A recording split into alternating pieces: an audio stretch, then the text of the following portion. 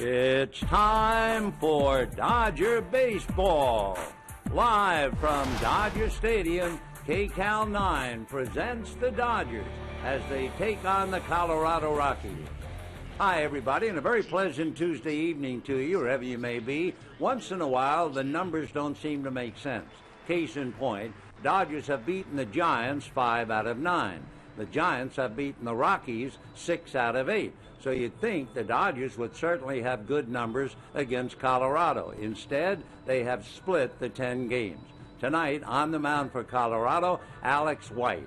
Alex was drafted by the Dodgers in the 14th round back in 2006, but he opted to go to the University of North Carolina and was eventually signed by the Cleveland Indians. The Dodgers will counter with Aaron Harang. He has a record of 7-6, had an extra day's rest. He is 6-5 lifetime against Colorado, and this year he has 2 wins and 1 loss. The Giants are playing St. Louis again tonight. We'll keep an eye on that one. Dodgers trail by a half a game. And we'll get to that and the ball game and a whole lot more right after this.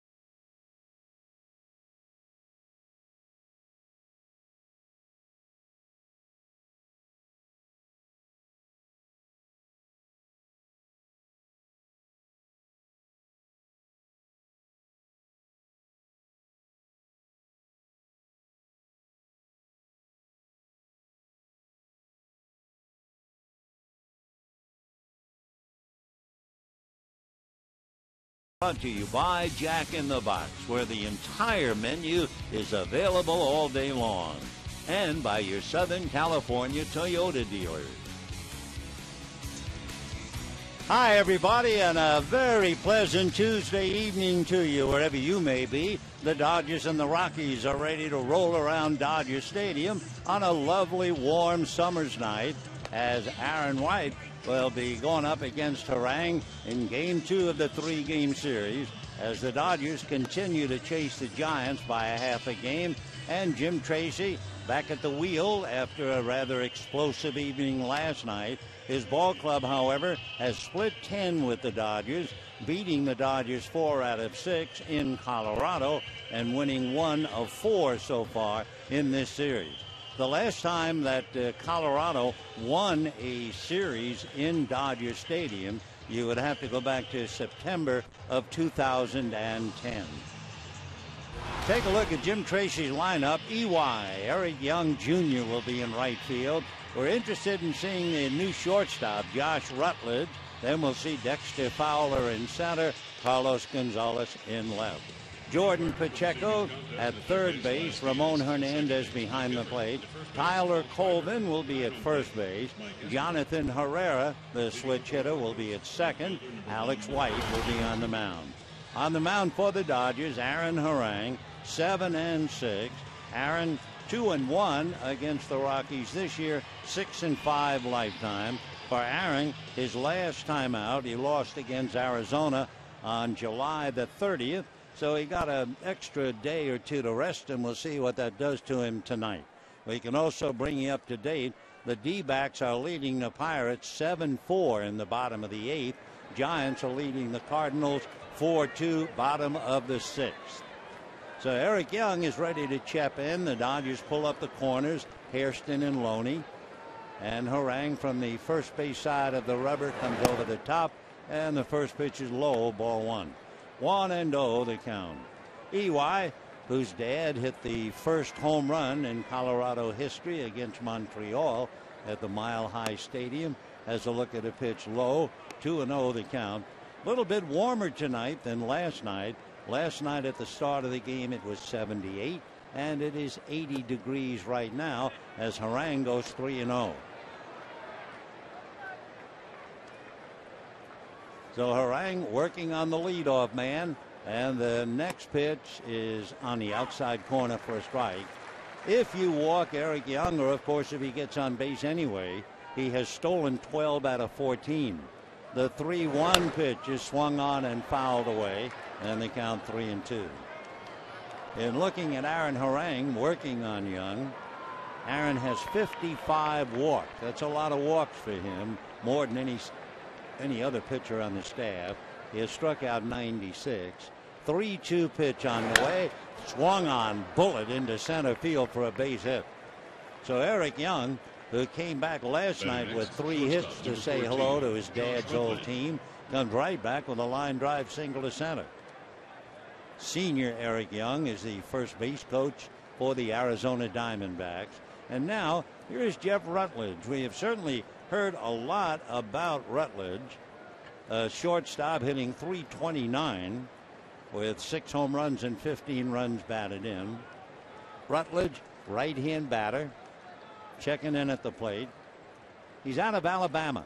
In fact, went to school at the University of Alabama, and he takes a pitch for a strike, and the count 0-1. As you can imagine, he was all-state in Alabama for 2 years in high school. He was signed in 2010. So you want to talk about making rapid progress. Here is Jeff Rutledge in 2 years in the big leagues. He takes low, 1 ball and 1 strike to count. He's 6'1", 190, just turned 23. Played at Tri-City in Modesto, then Tulsa, and here he is. So Rutledge waiting with Young at first. The 1-1 pitch on the way. Rutledge hits it down the right field line. That's a base hit. Ethier over to get it. Rutledge on his way for 2, and stopping at third is Young. So Harang is in trouble. The Rockies have runners at second and third, and nobody out in the first inning. Batting next, center fielder, number 24. So Rutledge we had heard is a very impressive young player, and he promptly doubles the first time we look at him. So second and third, nobody out, and the batter will be Dexter Fowler. Dexter Fowler was right in the middle of it last night, but he wisely stayed out of the line of fire. It was Fowler making the dive on whether he did or whether he didn't catch the ball. Shane Victorino finally wound up at first base with a base hit. The argument cost Jim Tracy a kick out. Dexter check swing, and it will cost him a strike. Laz Diaz on the third base foul line. Fowler doesn't say anything, just kind of cocks his head at Laz and then gets back in. So Dexter, a switch hitter. Second and third, nobody out. Rockies last night scored in the first and in the third, and that was it. Fowler swings at the next pitch in on the hands, and the count 0-2. Fowler batting .290. 12 home runs, 40 runs batted in. A big chance to pick up an RBI, and Harang trying to put him away.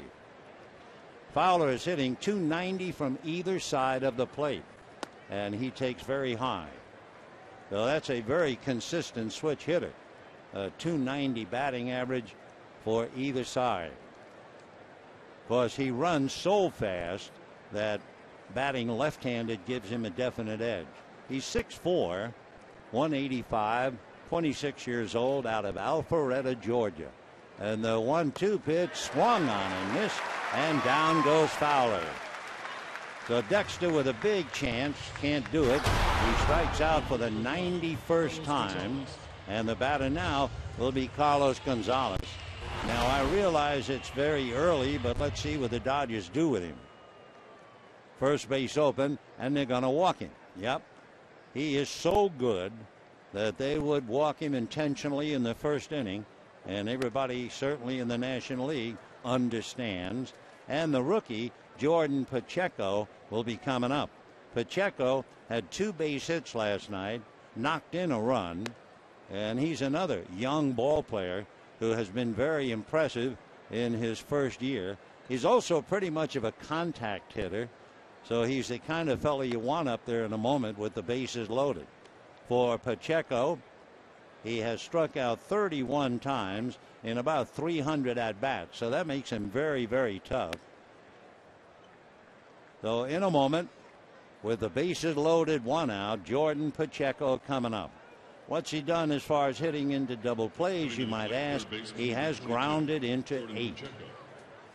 So Pacheco, who's from Albuquerque, went to school at the University of New Mexico. And up there now, bases loaded, 1 out, first inning, no score. Dodgers had trouble scoring at all last night, so they can ill afford to fall far behind. Harang out of a stretch, checks the runners, comes to the plate, and Pacheco hits it foul outside of first down the line. So Eric Young at third, Jeff Rutledge at second, Carlos Gonzalez at first, and Pacheco chipping the very top of the bat, so we'll have to get another. Interesting, too, for Jordan Pacheco with his 26 runs batted in.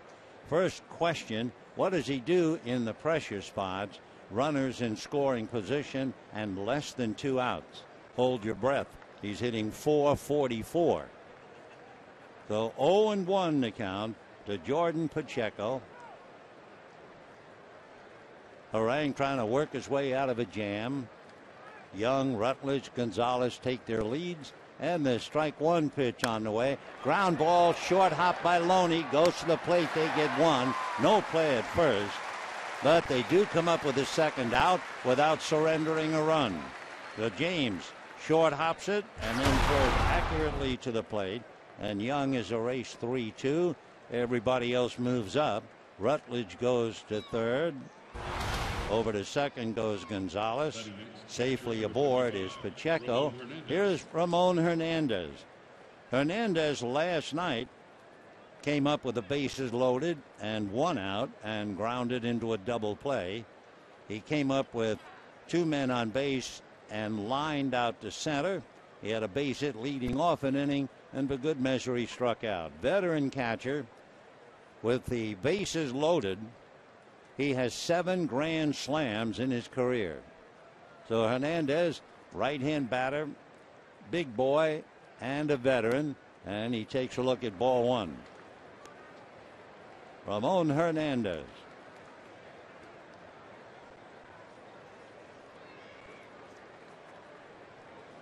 Ramon from Caracas in Venezuela. He has Pacheco, Gonzalez, and Rutledge out there. Harang back with a pitch and a comebacker. Aaron has it, throws to first, and the Rockies come up empty. No runs, 2 hits and a walk, and that's the inning. And at the end of half an inning, Rockies nothing, Dodgers coming up.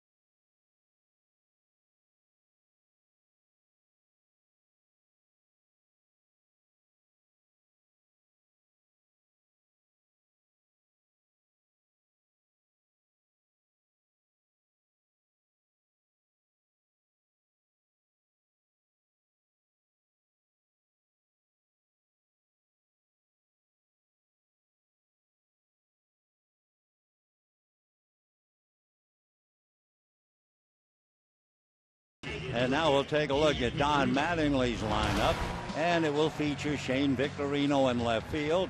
Jerry Hairston will play third base tonight. Matt Kemp is in center, and Andre Ethier in right. Hanley Ramirez, the shortstop. James Loney at first. Luis Cruz, who has played short and third, plays second base tonight. That's to give Mark Ellis a rest. As Don Mattingly said, I don't want him playing 7 days a week. Cruz will be followed by A.J. Ellis and then Aaron Harang.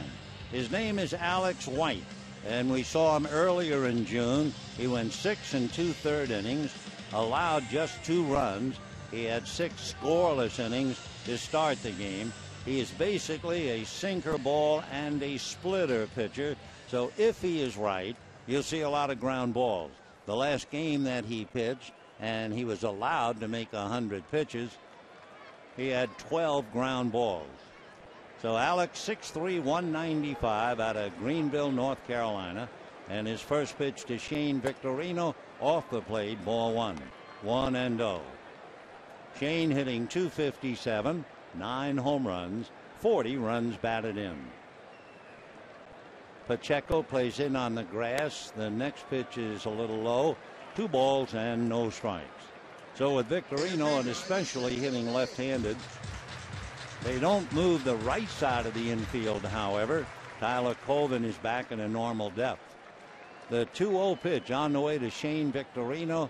He has a look, pays a strike, and the count 2-1. Young umpire behind the plate, Mike Easterbrook, umpired professionally since 1999. He lives in New Jersey. The 2-1 pitch on the way. Victorino chases a sinker, doesn't get it, and they count 2-2. Sinker and splitter, that's what you're going to get. And if White is on his game, everything will be down, and you'll kill a lot of worms. 2 balls and 2 strikes. White into the windup. Back he comes, showing a fastball up and away. That's not a money pitch for him at 90 miles an hour. So he goes 3-2. On deck, Jerry Hairston and then Matt Kemp. Victorino waiting. White ready, and his 3-2 pitch is swung on and pulled into the glove of Tyler Colvin. So the first baseman just reached up and snared it. And for Shane Victorino, he loses an extra base hit. Nice play by Tyler Colvin, making it look so easy, just reaching up and grabbing that bullet. So we have one away, and the batter now will be Jerry Hairston. One out, bottom of the first, no score. Tyler Colvin, by the way, is 6'3", and that helped him reach that line drive. So Tyler at first, now White ready, and the first pitch to Hairston, and that's in for a strike, and the count 0-1. So for a ground ball pitcher, the first out is a line drive heading to right field. Now the strike one pitch on the way, shot up the middle, hits the mound to slow it up. Herrera catches up to the ball and throws him out. What a nice play. And only because the ball hit the side of the mound, and that took some of the steam out of it.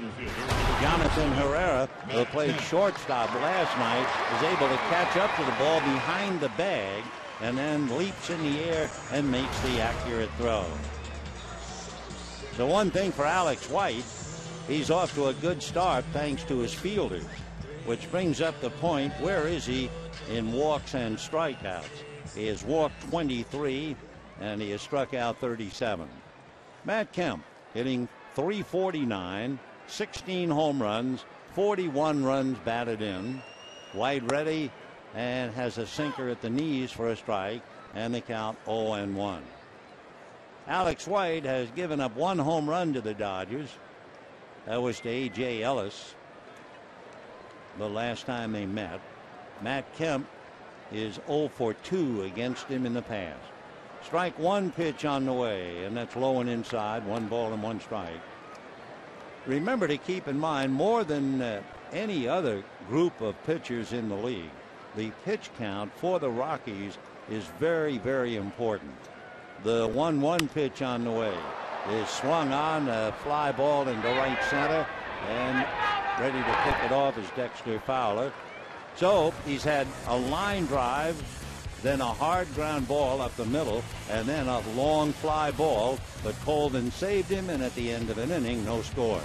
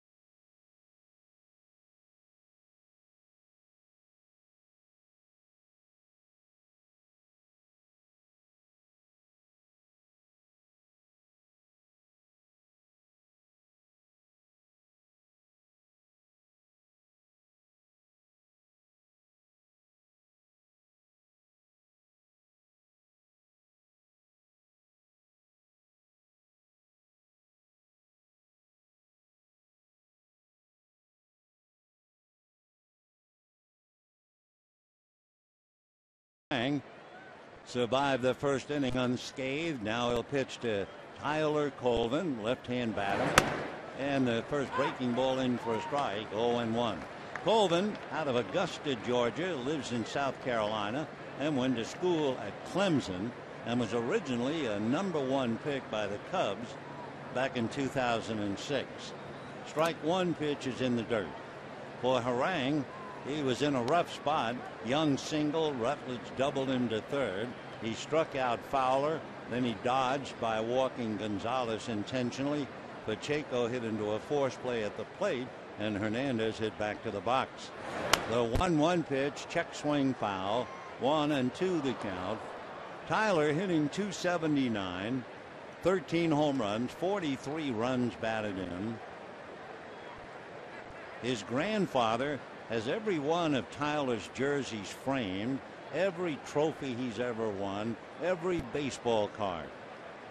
Here's the 1-2 pitch. Colvin takes very high. 2-2 the count. His grandfather Jerry said, "I'm going to write a book one day." It's a dream for him to play in the big leagues, come from a small town. Here's the 2-2 pitch on the way. Tyler takes strike 3 called. He knew it, and down he goes. That would be strikeout number 2 for Aaron Harang. Second baseman, number 18. And the batter will be Jonathan Herrera. Jonathan Herrera played shortstop last night, had 2 hits, went 2 for 4. He's the fellow who had the infected wrist because of his wristwatch. And he takes on the corner for a strike. Switch hitter, batting left-handed. He had one of those stretch type wristbands. He holds up the pitch low. Apparently pinched the skin. The skin became infected, and the next thing you know, he couldn't play. He's hitting .308 left-handed and about $120 right-handed. The 1-1 pitch on the way. He hesitates, takes a strike, and the count 1-2. So Herrera moving around a little bit, playing short and second. And the 1-2 pitch.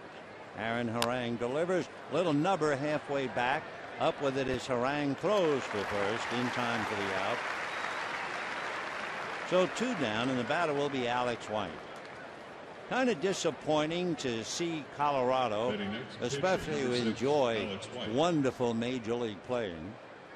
But to see the Rockies, and you can understand Jim Tracy's dilemma, when you lose Troy Tulowitzki and Todd Helton, it would be for the Dodgers like losing Matt Kemp and Andre Ethier. So with 2 out, here's Alex White. Right-hand batter takes at the knees for a strike. 0-1. Troy Tulowitzki, who's been out since late May with a bad groin pull. They say he's probably going to come back to play in another maybe week to 2 weeks, certainly by September 1. However, Todd Helton, the great first baseman, he's finished for the year. He will have hip surgery on Friday. Strike 2 pitch is popped up into shallow right center. Matt Kemp, a diving catch. Little pop fly, and Matt Kemp takes a base hit away from Alex White, and he really had to hustle to get it and makes it. So down go the Rockies at the end of an inning and a half. No score.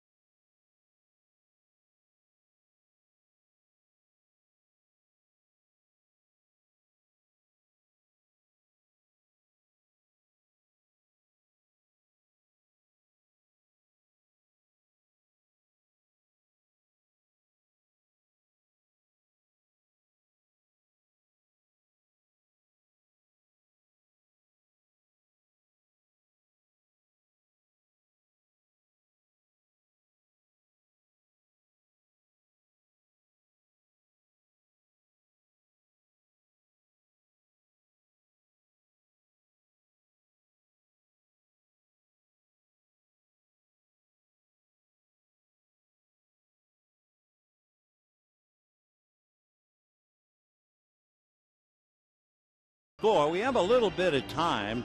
If you're interested in beach volleyball, you certainly are interested in the two U.S. teams, Misty May Trainer and Kerry Walsh Jennings. They're from Long Beach, and Kerry's from Santa Clara. He lives in Hermosa Beach. Anyway, they defeated the Chinese team today, 22-20, 22-20 in the semifinals. So they're in the finals. The big surprise, the other semifinal winners, Jean Kessie and April Ross of the United States. Jean is from Dana Point. April lives in Newport Beach. They both went to school at USC. They beat Brazil today, 21-15, 21-19, 15-12. So tomorrow at about 1 p.m. our time, they will play in an All-American final. So the winner gets the gold, the loser gets the silver. All four fine young American women athletes. Andre Ethier fouls a pitch back and the count 0-1. Congratulations to all four ladies. And of course here at Dodger Stadium, since Matt Trainer's wife is Misty May, there's a little extra feeling. Well, we will try to be neutral when that match begins. 0-1 to Andre. Alex sinker, and that's fouled away. Upstairs off to the left. No balls and 2 strikes. Andre hitting .287, 11 home runs, 63 runs batted in. You would think that he would do particularly well against a pitcher like White. Most left-handers like the ball down, and you figure White's going to keep it down around the knees or lower. The strike 2 pitch on the way, and it's slapped foul again off to the left, out of play. So Andre, 0-2 the count. Ethier batting .326 against right-handers, and he knows it's sinkers and splitters. The veteran catcher, Ramon Hernandez, shuffling cards behind the plate. And the strike 2 pitch, ground ball to the right side. Herrera is up with it to throw him out. So if White is on his game, we will see a lot of ground balls. That's the second. For the Dodgers, shortstop number 13. 1 out, and the batter will be Hanley Ramirez. Hanley Ramirez checking in at the plate, hitting .243. He has 15 home runs, 59 runs batted in. Went 0 for 4 last night. Came with Randy Choate in the deal that sent young Nathan Eovaldi, along with a minor leaguer, to Miami. With the Dodgers, Hanley is hitting only .217 and has a look at a pitch off the plate. Ball 1, 1-0 the count. No score, bottom of the second inning. Ramirez in and out of the box, and now Hanley checks back in. The 1-0 pitch on the way. Ramirez hits it off his foot. Foul ball, and Hanley is hobbling. Got it on the left foot. That's the result of sinkers and splitters, and he is hurting. Hanley fouled it off the instep of his left foot. Boy, that really hurts. So timeout. Ramirez not quite ready.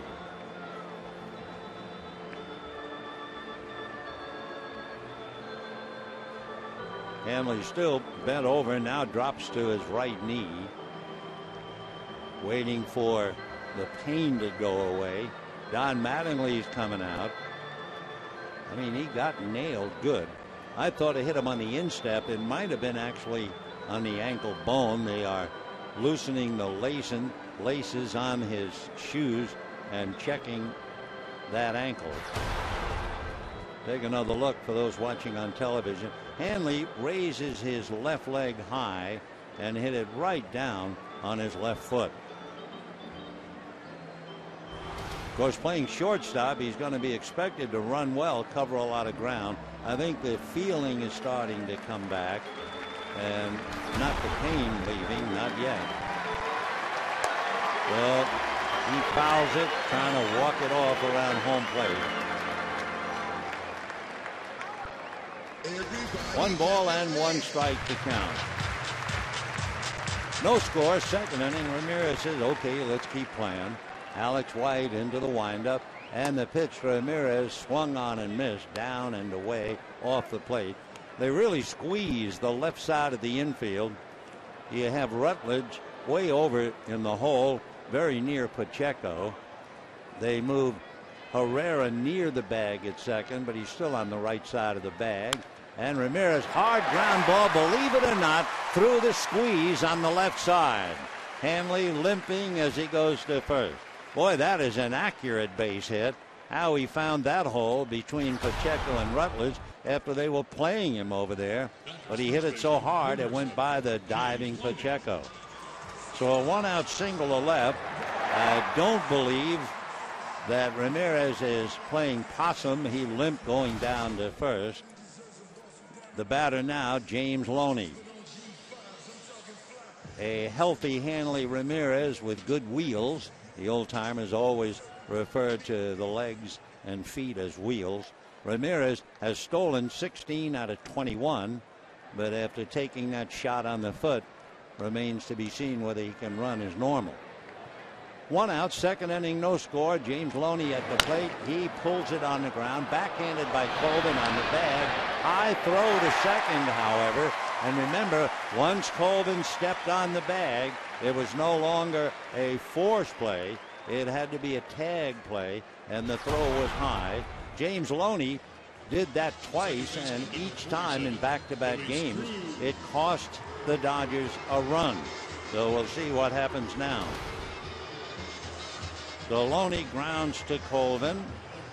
Ramirez takes second. Can Hanley score on a base hit? Well, that's another thought. Luis Cruz playing second base, hitting .248, 2 home runs, 18 runs batted in. 2 out in the second, no score. White delivers, and it's a little low, looked like a slider. 1 ball and no strike.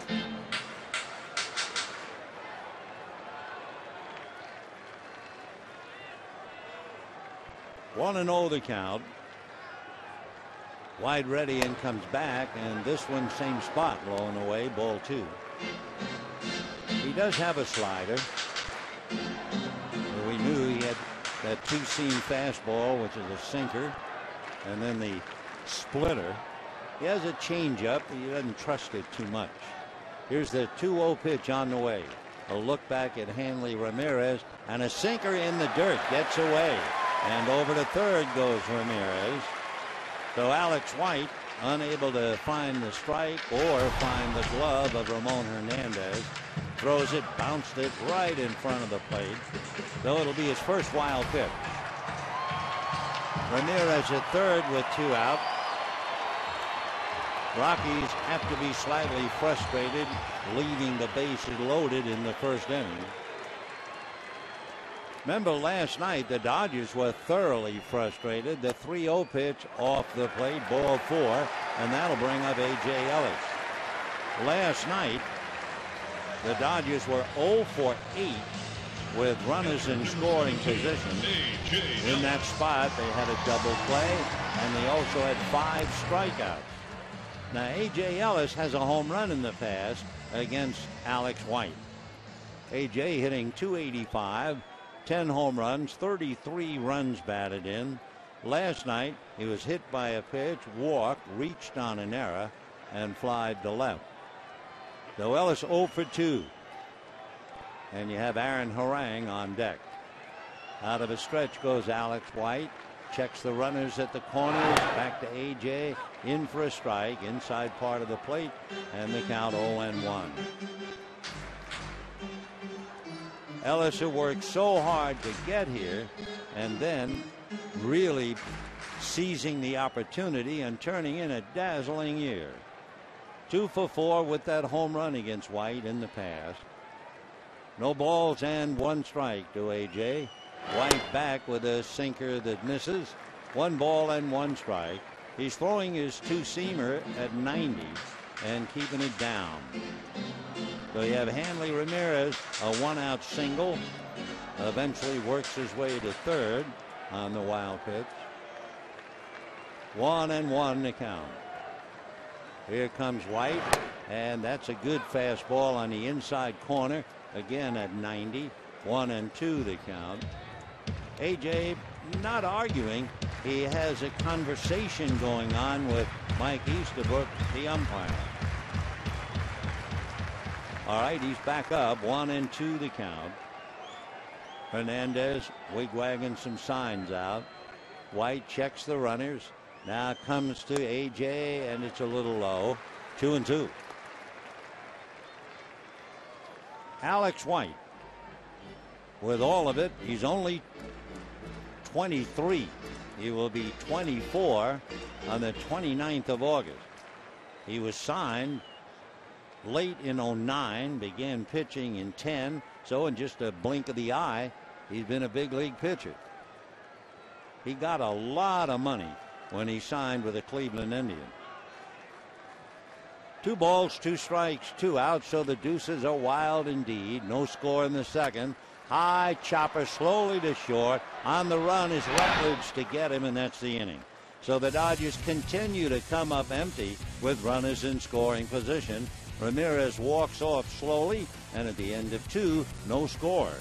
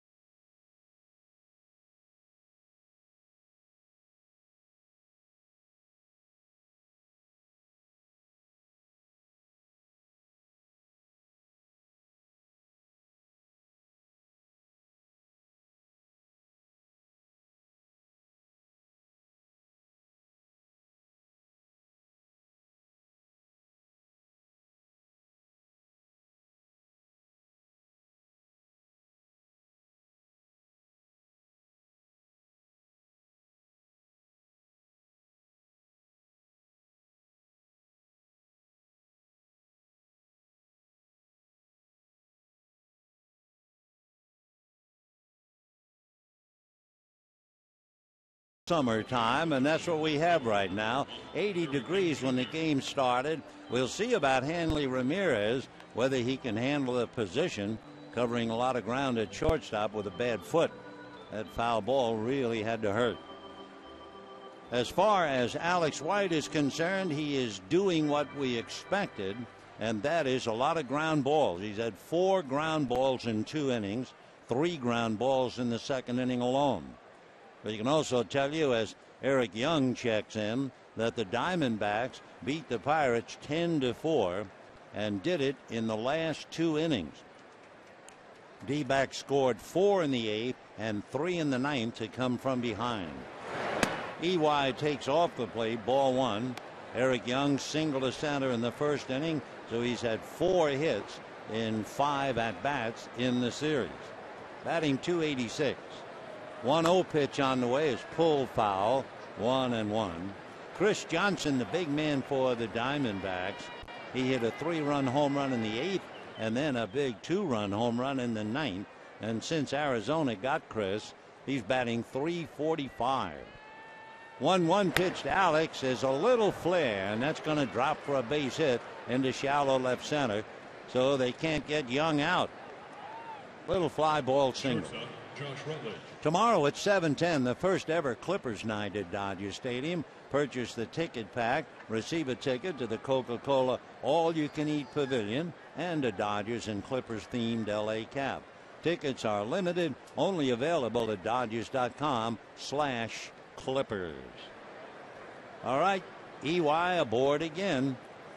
3 hits last night, 2 hits tonight. No stolen bases yet, but look out. And immediately Harang throws over there on cue. Eric Young has stolen 12 out of 14, so he is indeed a chip off the old block. So EY takes his lead, no score, 3rd inning. Harang set at the belt. Now comes to his hitter, and it's hit in the air, foul off first. Loney angling over to the stands, but it's back about 5 rows. So Rutledge remains at the plate. No balls and 1 strike to count to the young shortstop.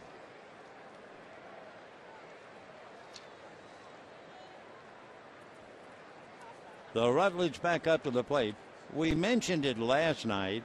You look at these 2 clubs, and the age of each team gives you the idea of what's going on with them this year.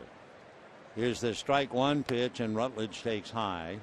The Rockies are a very young ball club, and because they are this young a ball club, you figure that they're building for the future. The Dodgers are an older ball club. That doesn't mean they're an old team, but they're a much older club. That means now is the operative word. 1-1 pitch coming up to Jeff Rutledge. Harang holding a long time because of Young at first, and he backs off. What they like to do, if you're a pitcher and you have a rabbit over there, the runners like to get up on their toes to dig in and push off. And what he wants to do is freeze the runners so eventually they get tired and drop down to be flat-footed. The 1-1 pitch coming up, swung on, fouled away off to the right, and the count 1-2. Harang had to work hard. He had a 21 pitch first inning, though he right now ready to make his 40th pitch. No score, 3rd inning. EY sounds like a voice out of the past. It's his son. Takes his lead at first. Hands on his knees watching Harang. Draws a throw. Dives back to the bag. Giants are still leading the Cardinals 4-2, bottom of the 8th inning. Barry Zito got them into the 7th. The bullpen has taken over. Buster Posey had the big hit. He usually does. A 3-run home run in the 1st inning, trying to make it stand up. The 1-2 pitch is high to Rutledge. Jeff is 6'1". I call him Jeff. He should be Josh. 6'1" and 190. So Young off the bag. No score in the 3rd. On deck, Dexter Fowler. Here's the 2-2 pitch on the way. No action from Young. Little ground ball to 3rd. Gloving it on the run is Hairston to make the play. And down to 2nd base goes Eric Young.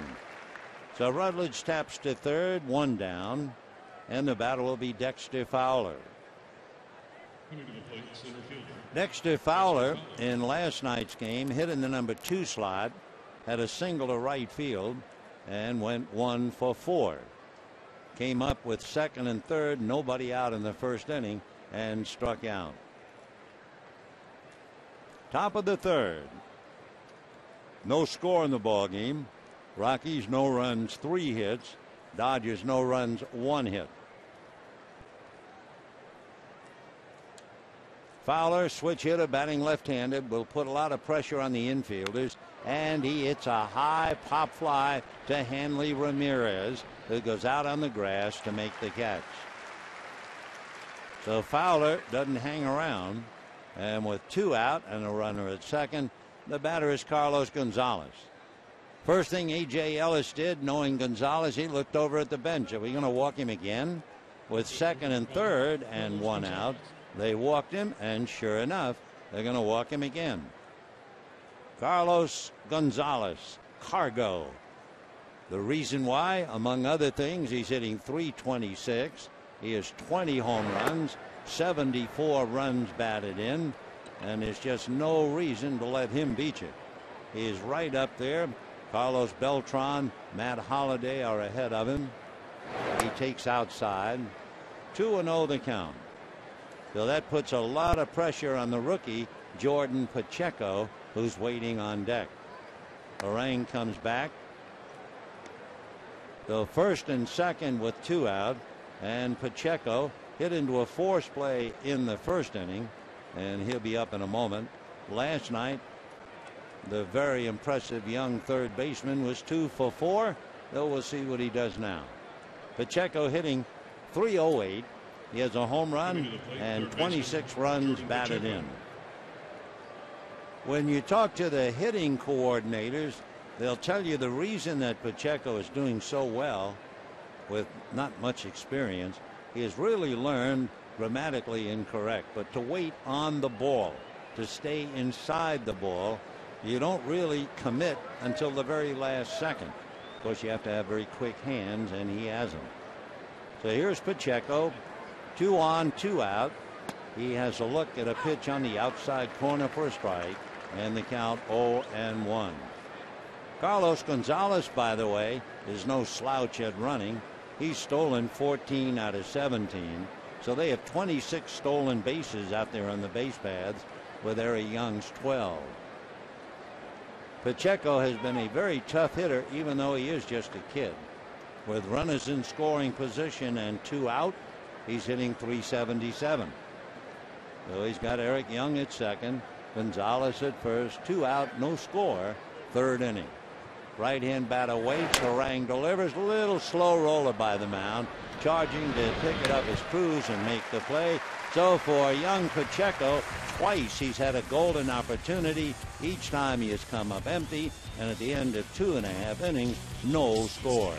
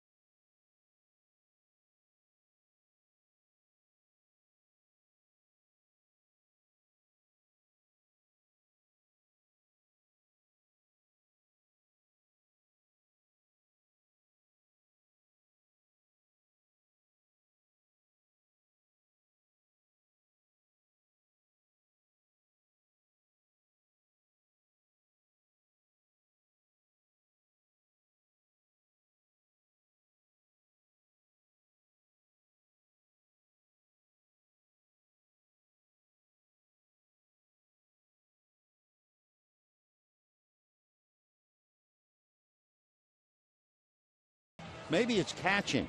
The Dodgers are 0 for 9 now, counting last night, with runners in scoring position. And now tonight, the Rockies already are 0 for 5 with runners in scoring position. Young Jordan Pacheco has had 2 big at-bats, and he is 0 for 2. Well, last night, he had 2 big at-bats and had base hits. But so it goes in the life of a ball player. Aaron Harang, hitting about a half a buck, will start it off. He does have 2 runs batted in. And Alex White, the right-hander ready, starts him with a fastball strike. 0-1 the count. We mentioned earlier about Alex White's pitch count is very important. Strike 1 pitch on the way, waved at and missed. He has now made 31 pitches. In Jim Tracy's somewhat revolutionary idea, his starters pitch every 4th day, not every 5. Strike 2 pitches low. Also, pitching in Colorado takes a lot out of everybody. So what they do now, they will start a man every 4th day, and basically the pitch count is 75. The next one swung on, and that'll do it for Aaron Harang. So 1 away. Jim thinks it will help his staff keep the arm sound. So what he does is when a pitcher gets to 75, oh sure, if 75 and he has an out in the inning, they're going to let him pitch a little longer to get the third out, but then they'll hook him. Last night, Drew Pomeranz went 4 innings, made 84 pitches. That was enough. Out he came. Though we'll see about Alex White when he gets up around 75.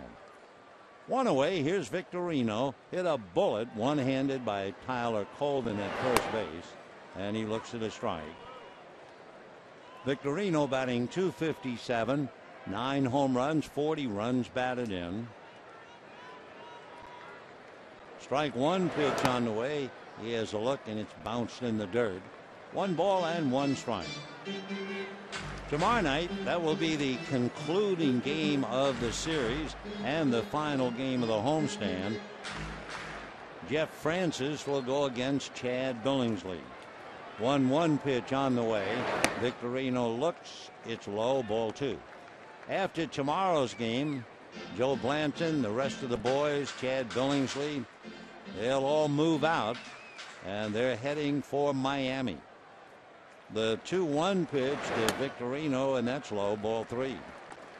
So the Dodgers will go from Miami, a 3-game series, followed by Pittsburgh for 4, and then 3 in Atlanta.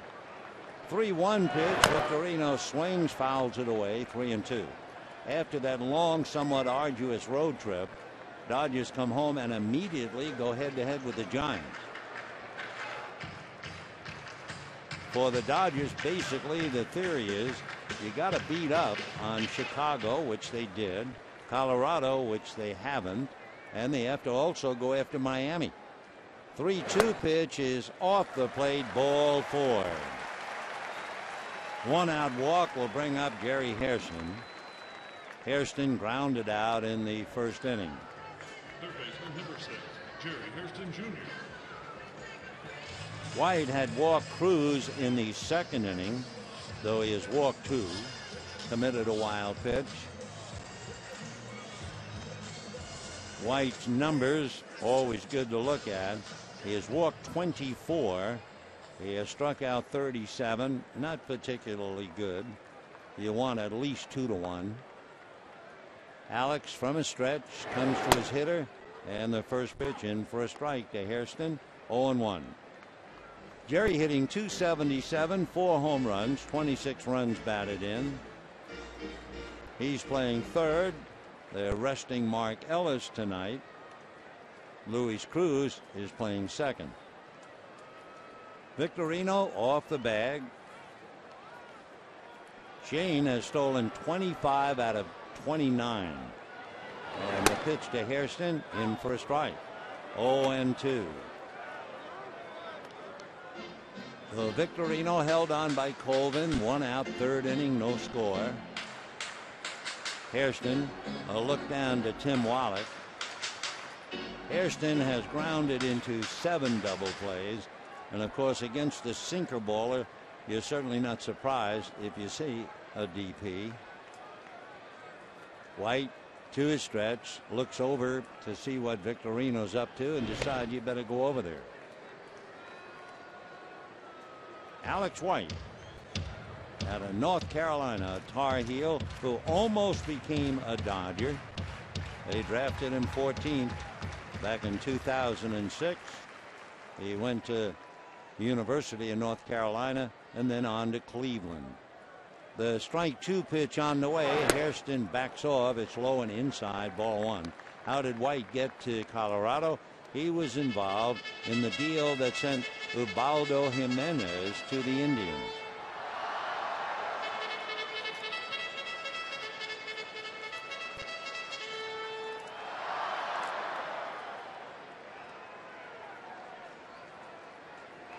Throw to first, not in time.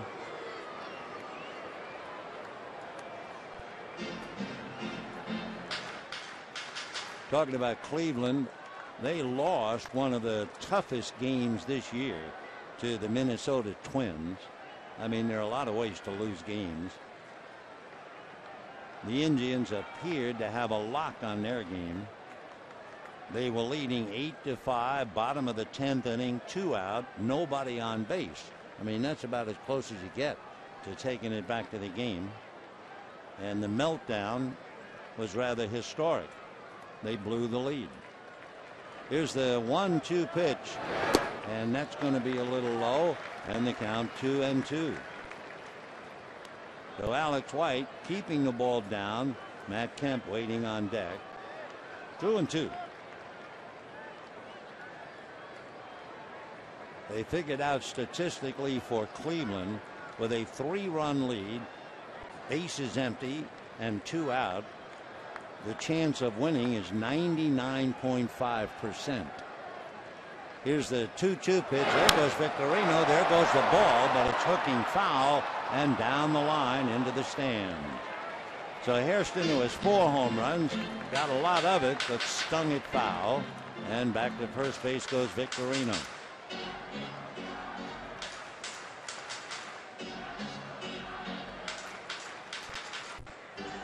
Two balls and 2 strikes the count. Hairston back up and waiting. So Victorino was going 2-2. You got to figure he'd be going again 2-2. White out of a stretch.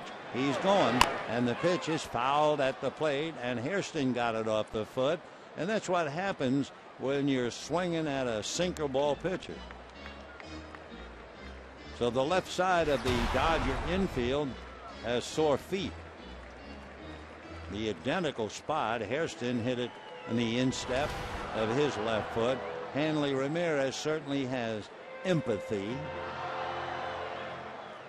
Jerry not quite ready to get back in. 2 balls, 2 strikes, 1 out, 3rd inning, no score.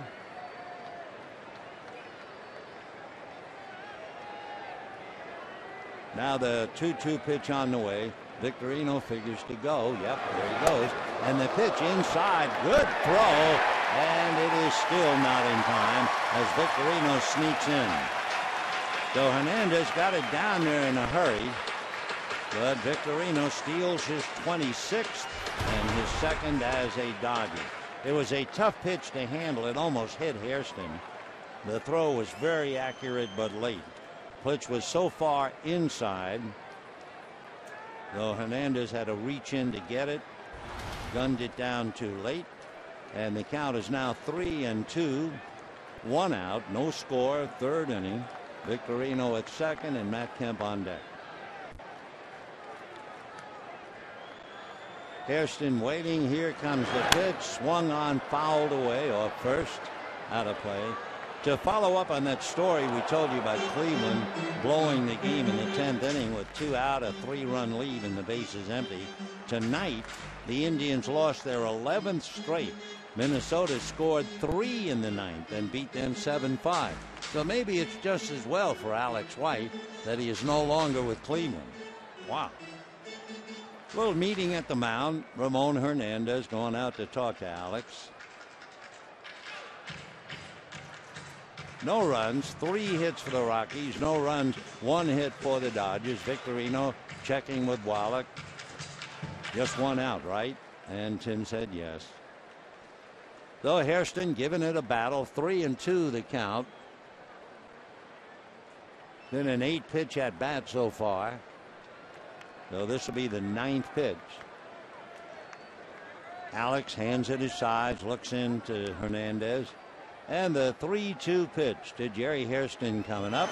Swung on and fouled again, and I think he got a little of that on his foot. So a 9-pitch at bat. Jerry's walking that off. I guess when you're up there against sinker ball and splitter pitchers, you got to wear safety shoes. That thing, however, hit him, I think, high up on the leg.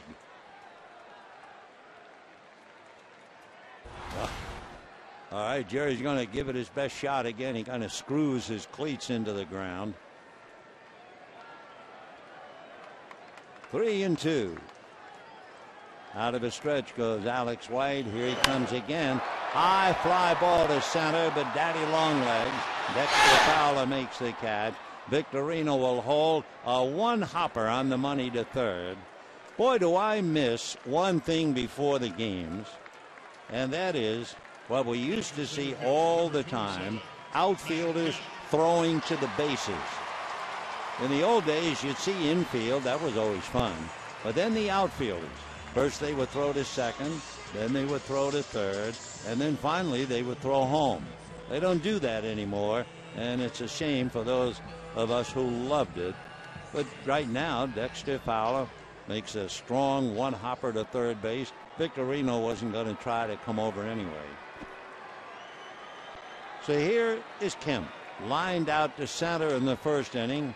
Matt last night was 1 for 4. And the first pitch off the plate, ball 1. Kemp last night was thoroughly frustrated. His base hit was leading off an inning. He had struck out with runners at first and second. He had hit into a double play with runners at first and second. So now he's up there with a man at second and 2 out. 1-0 pitch on the way. Matt checks up. They're going to look at no swing, says Paul Schreiber. 2-0 the count. Now hold everything. Bo McLaughlin, who is the pitching coach for the Rockies, making his way out to the mound. So we'll check about Bo. There'll be a little meeting. And maybe McLaughlin didn't like the pitches, the pitch selection, I should say.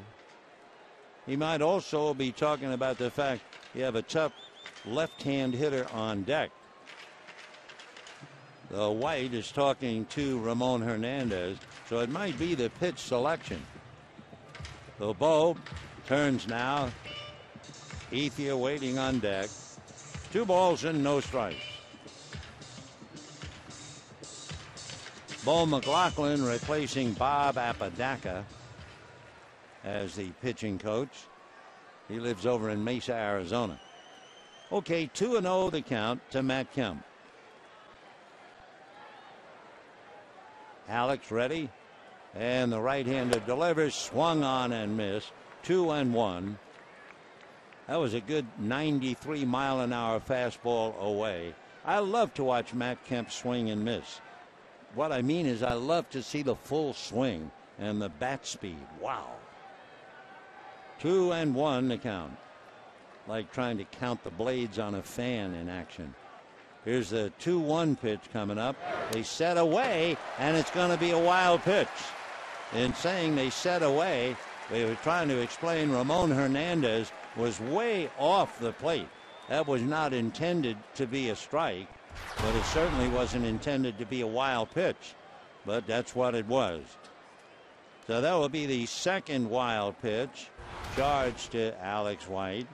So in his effort to keep the ball down, he has 2 wild pitches. He had none in 57 innings coming into the game. So 3-1 to Matt Kemp. 1 out, no score. And the next pitch is outside, ball 4. So Alex White has walked 3. He's committed 2 wild pitches. And they'll be facing Andre Ethier. As we mentioned, his first time up, Ethier came into the game 0 for 5 against White, and he grounded out. So Andre is 0 for 6.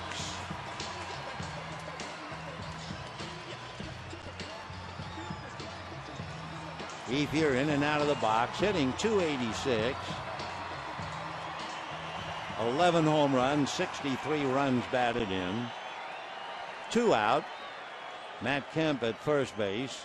Victorino down the line from third, and the pitch way inside. Nice save by Hernandez. Ball 1. Outfield deep and fanned out.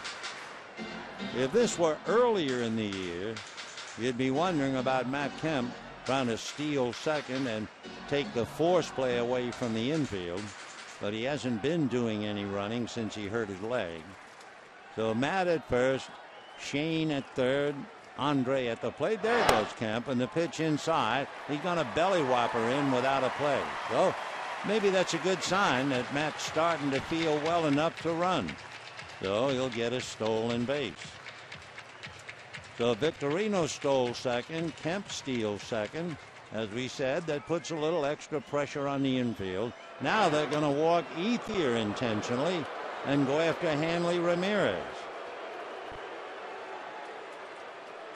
So 3 walks, 2 stolen bases, and the Dodgers have loaded them up with 2 out in the third. No score.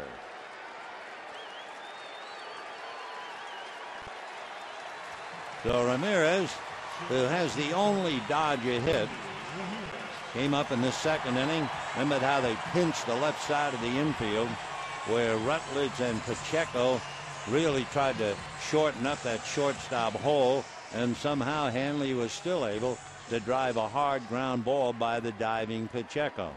Well, now he's up there with Victorino at third, Kemp at second, Ethier at first. Hanley has 5 grand slams in his career. Out of a stretch goes Alex White, comes to him with a fastball sinker and a strike. That came up there at 91. 0-1 to count. Hanley hitting .245, 15 home runs, 59 runs batted in.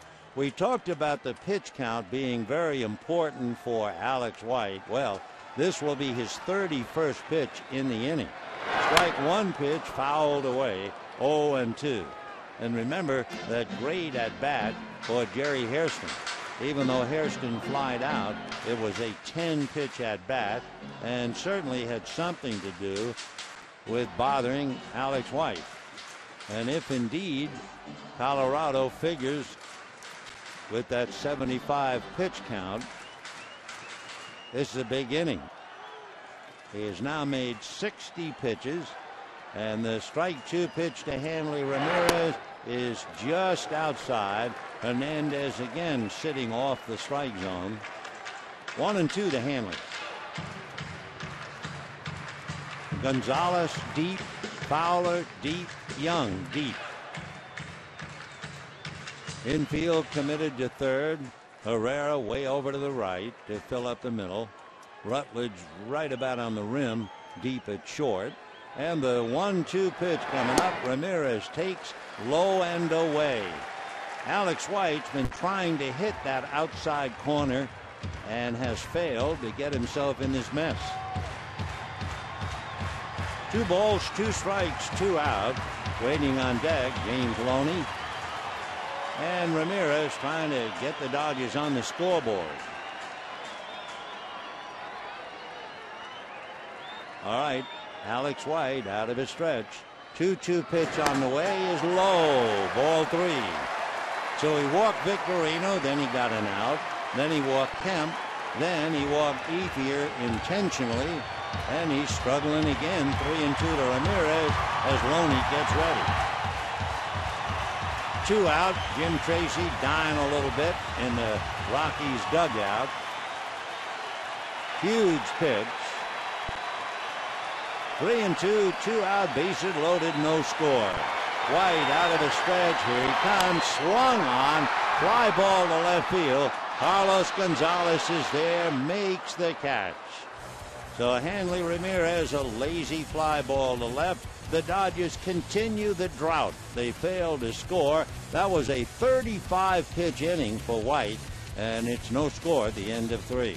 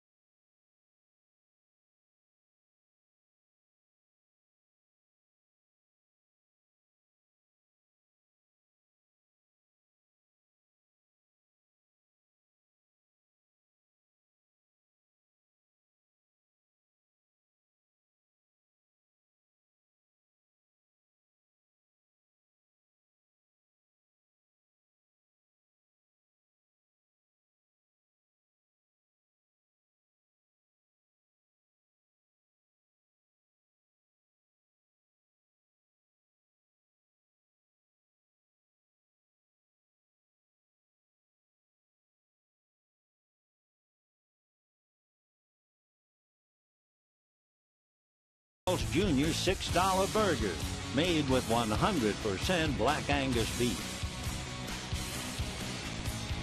Hanley Ramirez goes 3-2 with the bases loaded and flips a fly ball to left field, so the drought continues. Remember, the Dodgers last night were 0 for 8 with runners in scoring position. Tonight they're 0 for 3, so that means they're 0 for 11 in a game and a half, a game and a third, really. And the Dodgers have left 5 in the first 3 innings. Final score, just to make it a little tougher, the Giants have beaten the Cardinals 4-2. Ramon Hernandez to lead it off. The big catcher hit back to the box in the first inning.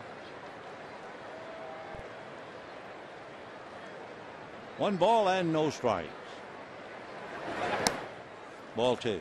Jeremy Affeldt saved the ball game for Barry Zito, who's now 9-8. Buster Posey hit a 3-run home run to give him 28 RBIs in the Giants' last 21 games. Over that stretch, Buster Posey is hitting .460. Wow. 2-1.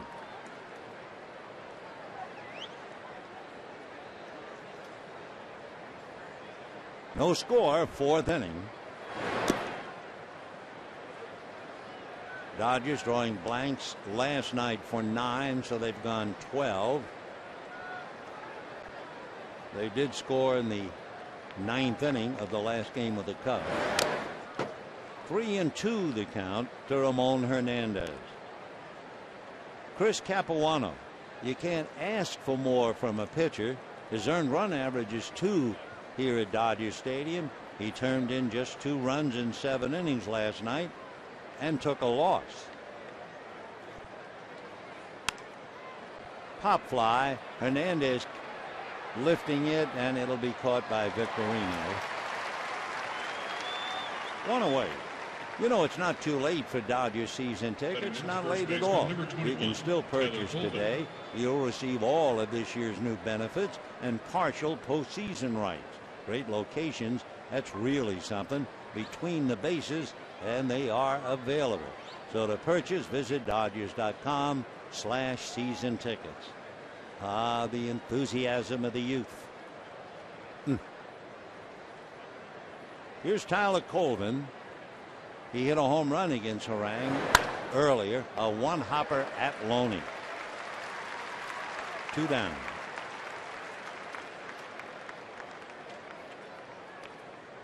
And the batter, Jonathan Herrera. Of course, the Rockies, we're talking about the Dodgers and runners in scoring position. The Rockies can kick themselves. They had 2nd and 3rd, nobody out. They had the bases loaded, 1 out in the first inning, couldn't score. They had a runner at 2nd with 1 out and left him in the 3rd inning. Ball 1 to Jonathan Herrera. He hit back to the box in the 2nd inning. Herrera hitting .261, sliced foul out of play. A reminder, left-handed Jeff Francis tomorrow night against Chad Billingsley. Hope you'll be out here with us, because then the Dodgers go out on the road. They'll be playing baseball on the 10th on the road. They'll finish on the road on the 19th, and they'll be back here on the 20th with the Giants. 2-1. Check swing, no swing, says Laz Diaz. 3-1 to Jonathan.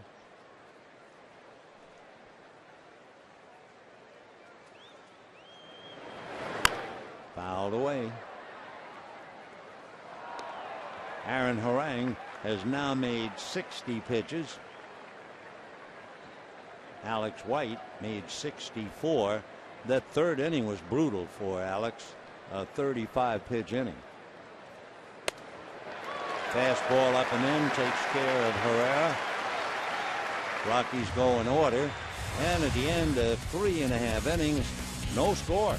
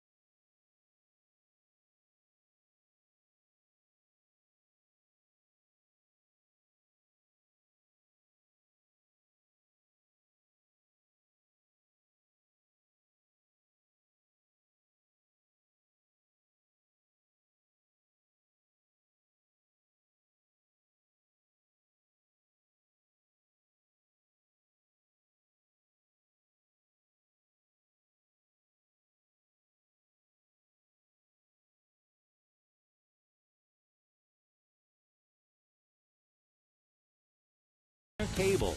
Enjoy all the things you love better. Internet, TV, and home phone from Time Warner Cable. Bottom of the fourth inning, no score in the ball game on a beautiful summer's night. Right now, you wonder about what will be the effect of the third inning on Alex White. He had made 11 pitches in the first inning, made 18 pitches in the second inning, and then went wild. Walked 3, gave up 2 stolen bases, even committed a wild pitch, but did not allow a run. But just how much did that take out of him on a warm summer's evening? We'll find out.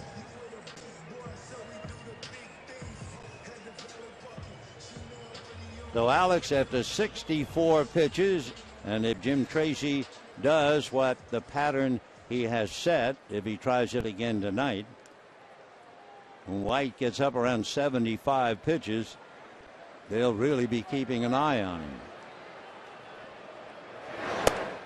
And ball 1 to James Loney.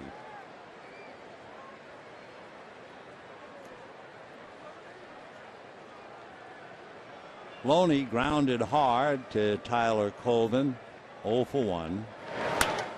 And a little flare coming up in a hurry. Gonzalez to make the diving catch for the out.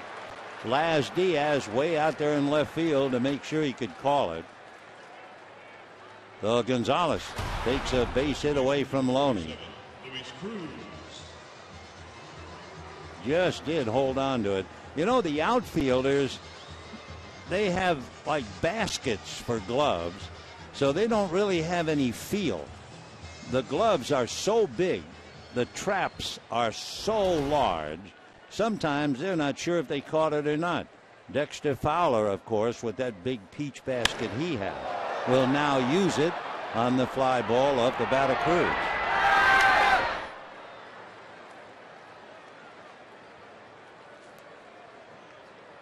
So 2 down. A.J. Ellis coming up. Number 17, A.J. Ellis. One thing the Dodgers are doing, in a sense, they're playing right into Alex White's hands. You would think for a minute, after a 35-pitch inning, that somebody would say to the Dodger hitters, look, this guy just spent a lot of bullets in the third inning. Let's wait on him a little bit. Nope. First 2 Dodger hitters go out on 3 pitches.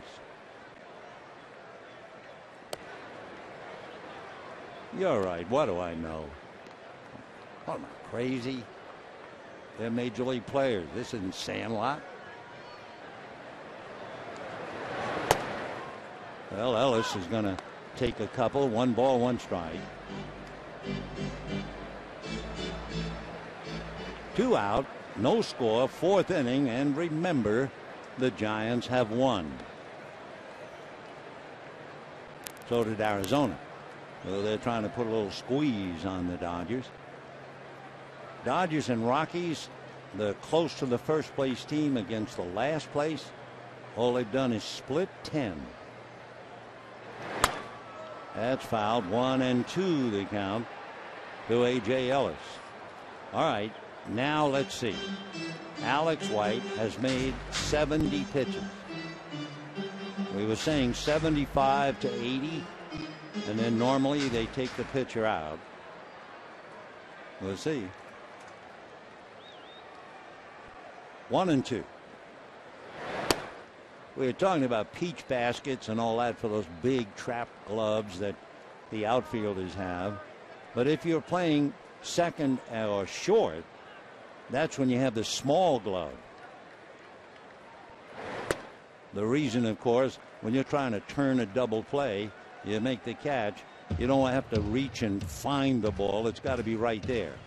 Smallest glove I ever saw around second base, Bill Mazeroski. It was a little bit bigger than a driving glove. And he could turn and get rid of a ball quicker than almost anybody. All right, Ellis does a very good job of making White work. There's the 4th walk. It also means that Alex White is now on the list. He has made 73 pitches, and he has harangue. We're looking at the Rockies pen. There's no action down there. Ball one. So maybe Tracy shuts him down. How about Davy Johnson and the Washington Nationals? They're going to shut down one of the premier pitchers in the league after 160 innings, I believe. And they will sit Steven Strasburg down. Alex White is really fighting it. He has walked 4, and he's behind to Aaron Harang. 2-0.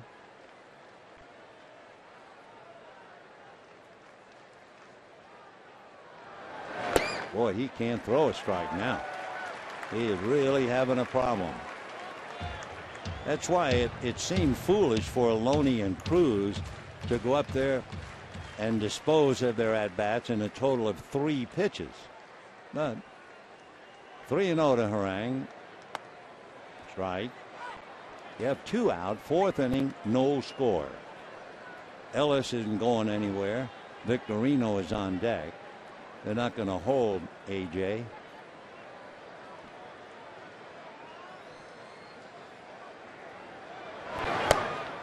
Oh, wow, I'm surprised.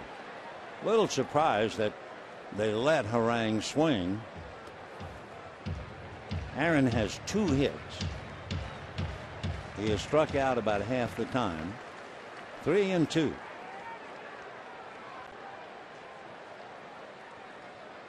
There goes the runner. Foul ball. Now they are moving around in the Rockies bullpen. Somebody is short tossing. They're not really warming up. They're playing catch, but they're getting ready. Josh Renicky is up in the Rockies pen. Pitch counts up to 79. There goes the runner. Strike 3 call. That might be the last pitch for Alex White. We'll see. I mean, he shuts the Dodgers down for 4 innings, but his pitch count is right where you're due to be coming out. No score at the end of 4.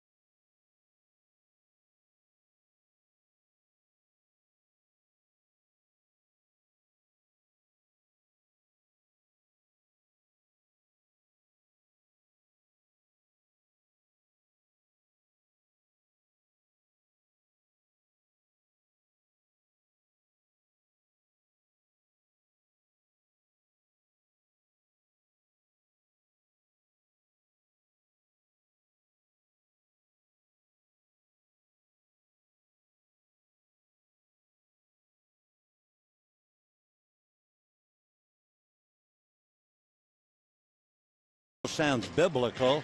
It has come to pass. Alex White has made 80 pitches.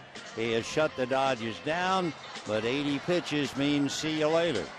So Chris Nelson will be coming up to bat against Aaron Harang.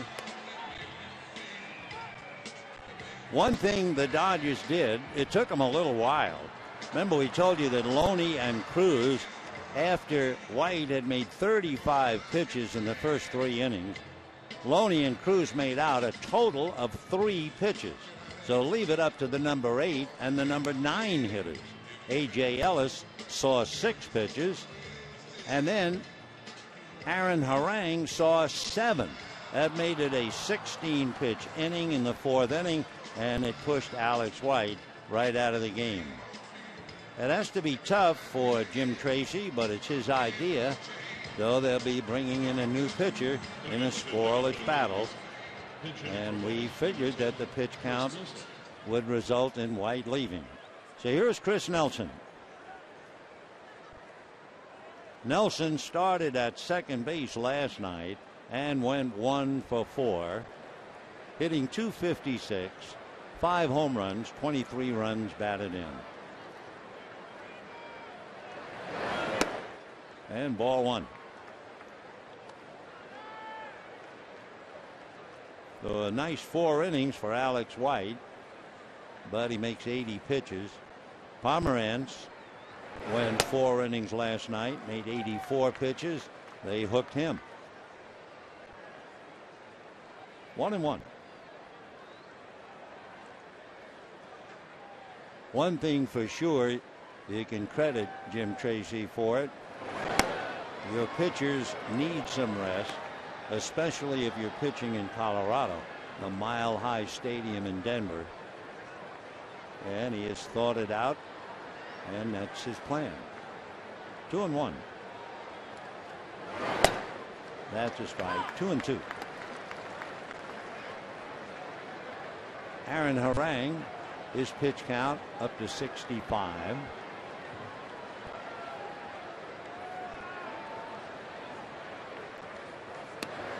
And ball 3.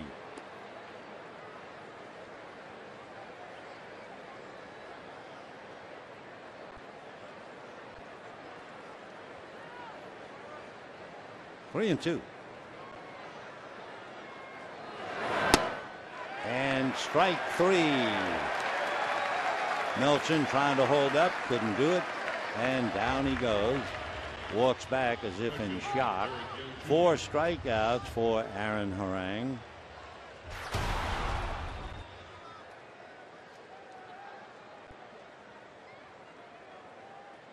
I think he's called out. I don't think they were calling him on a swing, and he held his hand out as if to say, what happened?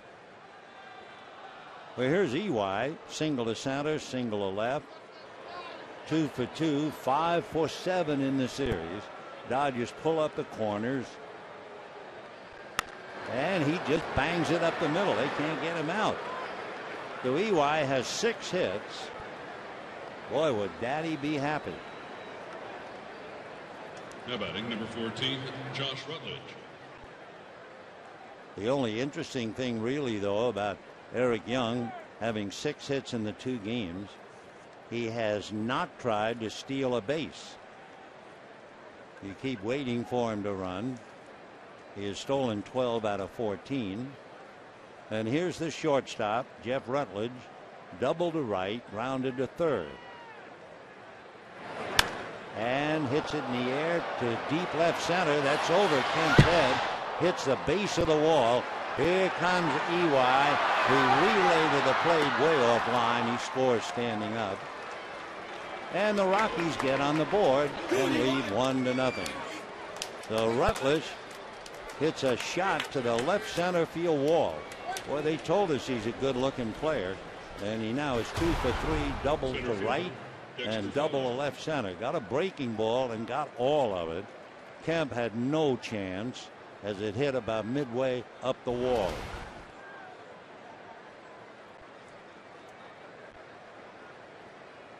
The other thing about having a pitch count, you know, wins are bread and butter for a professional pitcher. And of course, if you're going to go 4 innings, you're not going to be or have a chance to win. You have to go 5. Foul tipped it into the mitt of A.J. Ellis. Fowler has struck out, popped up. By the way, you know the big rhubarb last night and Jim Tracy eventually kicked out? I wondered about Fowler not getting involved since he was involved about catching the ball. Jim Tracy asked him in the dugout, did you catch the ball? Fowler said yes. Jim said, I'm going to ask you again, did you catch the ball? Fowler said yes. So when they wigwagged a finger to Jim to come out, He felt that he was coming out in the know and that his man had caught the ball. 0-2 to Dexter. 1-0 Rockies. 5th inning. Little dribbler. You have to hurry to get Fowler, and what it does do when the ball gets away, Fowler safely aboard, and over to third goes Rutledge. So with 1 out, the Rockies now have runners at first and third.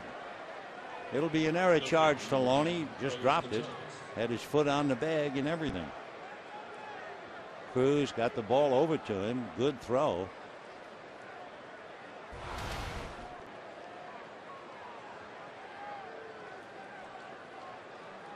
So first and third, a run in. The Rockies have a chance to pick up some more. And Carlos Gonzalez with no place to put him. And 1 out. They've walked him twice intentionally.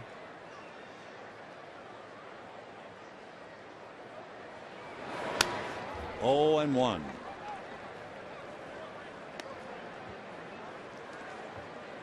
Gonzalez, who is certainly the big man on the squad, and look what he has done against the Dodgers. 362, 11 home runs, 42 runs batted in case you wonder why they walked him twice intentionally. 0-1 to Carlos.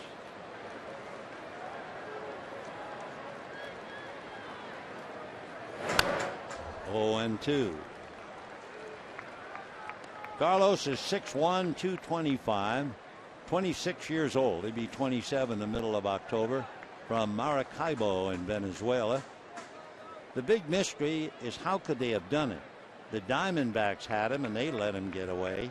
The Oakland Athletics had him. They let him get away. And he is a fine player. Foul ball. Gonzalez had 1 RBI last night. That was a sacrifice fly in the first inning that scored Young. Well, he's got Rutledge at third, Fowler at first, and 1 out. Of course, he is human. Let's see. Gonzalez has grounded into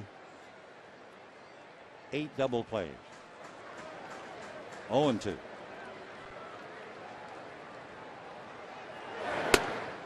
One and 2.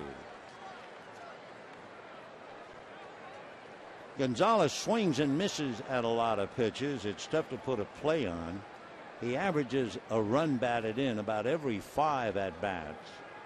14 of his 20 home runs have been hit against right-hand pitching.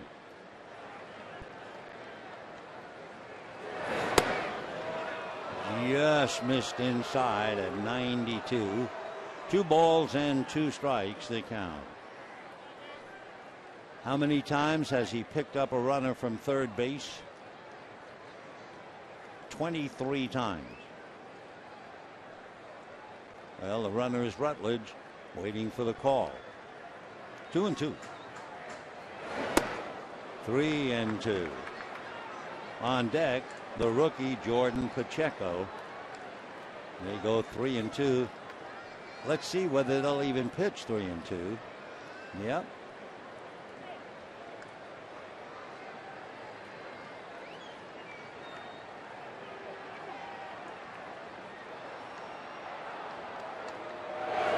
And with the runner going, he missed from me to you for ball 4. A lot of time a manager will think, well, yeah, I'll walk him intentionally with first base open. And I was a little bit surprised that Mattingly might not have said, well, I'll walk him now because second base is open. What's the difference? But it does put a little extra pressure on Harang to throw strikes. So he has walked 3, it would say, in the box score. But remember, 2 of them were intentionally granted. And he's walked the same man, Gonzalez, all 3 times. So Rutledge, Fowler, and Gonzalez, they all run very well. 1-0 Rockies, 5th inning. And a strike. Pacheco's been Johnny on the spot tonight, and he has not been able to come through. Hit into a force play with the bases loaded in the first inning. The force play was at the plate. Grounded out with 2 on in the third. And now here he is, bases loaded, 1 out. 1-0 Rockies, 5th inning. 1-1. Aaron Harang has now made 81 pitches, and we're in the 5th inning. Pacheco batting .307, 1 home run, 26 runs batted in.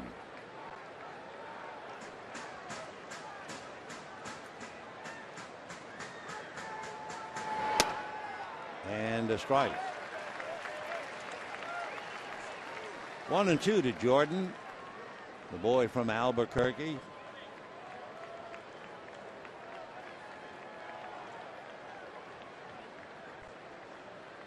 Rutledge, Fowler, Gonzalez, all out on the lines.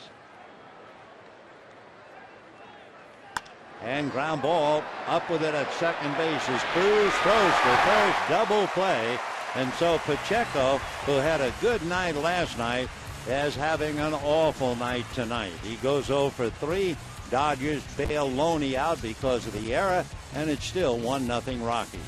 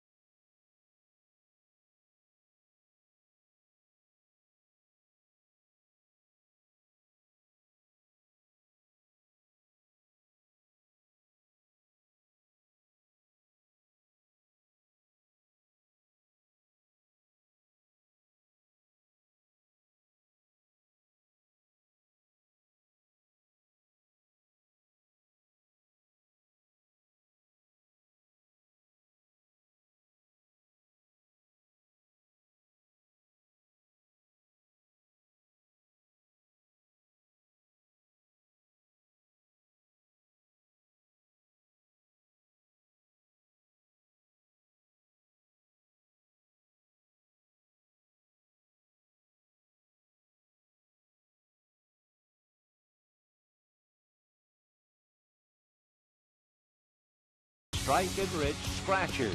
Please play responsibly. Must be 18 or older to play.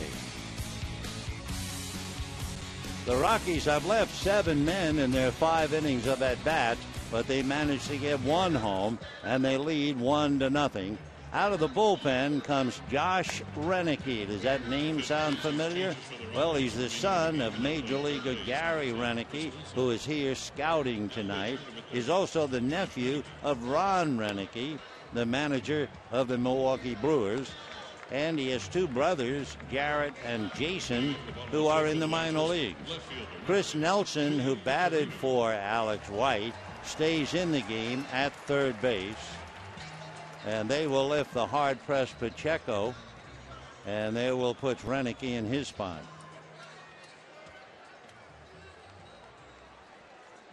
Dodgers will have Shane Victorino. He lined out and walked, stole a base. Then Hairston and Kemp. Josh Renicky celebrated his 30th birthday just the other day. Signed by the Reds out of UCLA.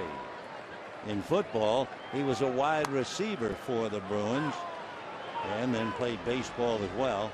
The reason he concentrated on baseball, well, he went 2 years and never caught a pass. And he decided, okay, this is not for me. I'll try the little ball.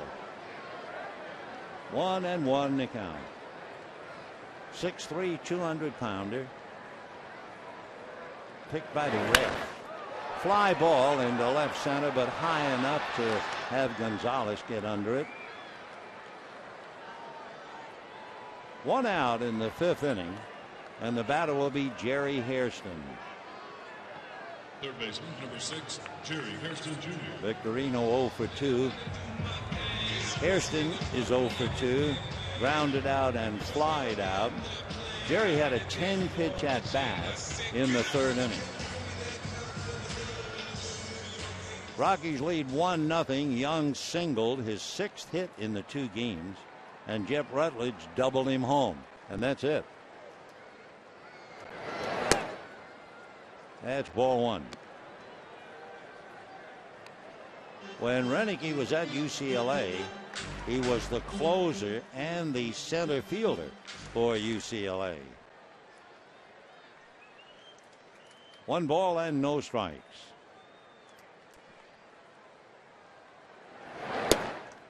Ball 2.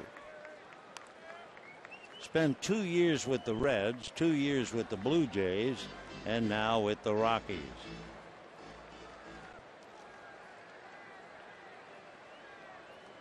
He was released by the Blue Jays last year and signed with Colorado. Basically fastball, slider, a cutter that some call a splitter, and a changeup.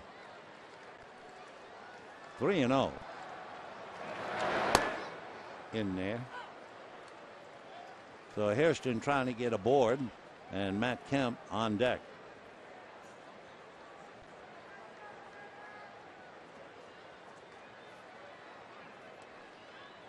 Three and 1. Fastball line to center. Hit it too well, right into the glove of Dexter Fowler. Center fielder, number 27, Matt Kemp. With all the walks and all the scurrying and all the wild pitches and all the stolen bases, the Dodgers have 1 hit. That was a single by Hanley Ramirez through the hole in the 2nd inning. So 2 out. Here's Matt, lined out to center and walked.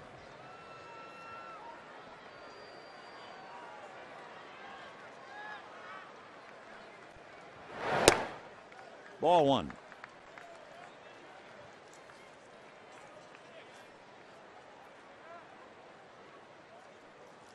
Renicky starting the inning.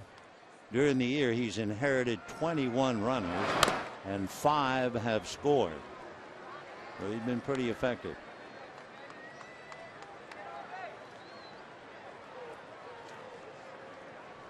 One nothing Rockies in the 5th. Last night, the second pitcher, Adam Ottavino, picked up for Pomerantz, who went 4.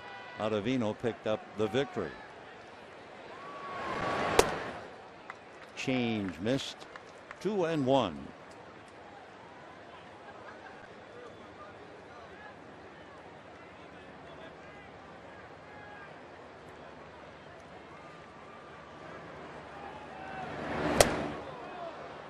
Two and 2.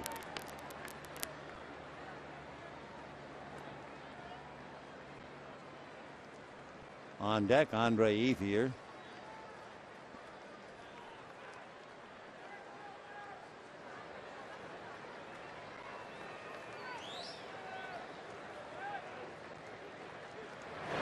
Fastball fouled away. Hit 94 on the gun, so he can hurry that thing up.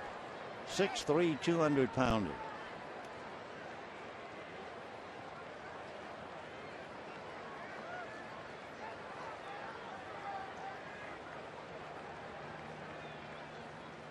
One run, 5 hits for the Rockies.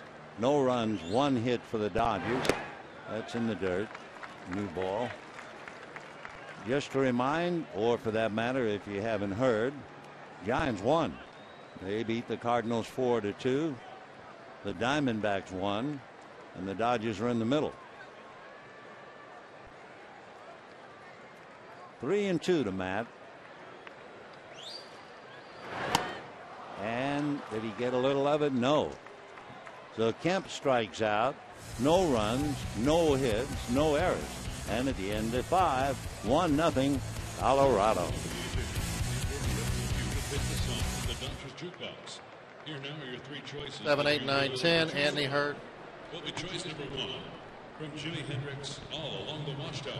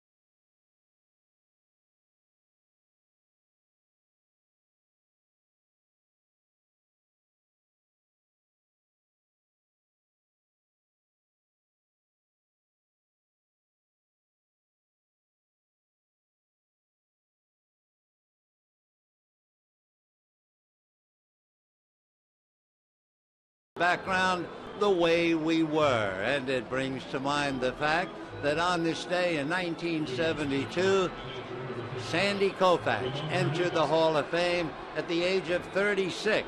So 36 and 40, he is 76 years old right now. One of the greatest pitchers who ever lived, and all you have to do is look at his numbers. But you know what? He was also, and still is, a very, very nice guy. And it all ties in so very well because tonight is Sandy Koufax bobblehead night. The way we were. Let's go back to this one.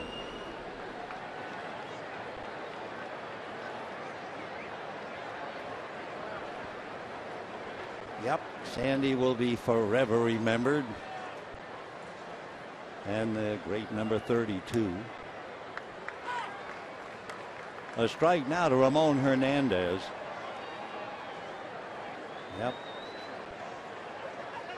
Numbers have charms, especially if you're into sports. 1 ball and 1 strike. Hernandez hit back to the box, fly to left, 0 for 2.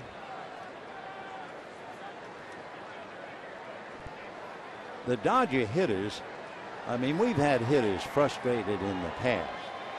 Sure. Can you believe this? In the 14 innings of the series, Dodger hitters have worked into 23 3-ball counts, and they've yet to score. 1 hopper to Hanley, 1 away.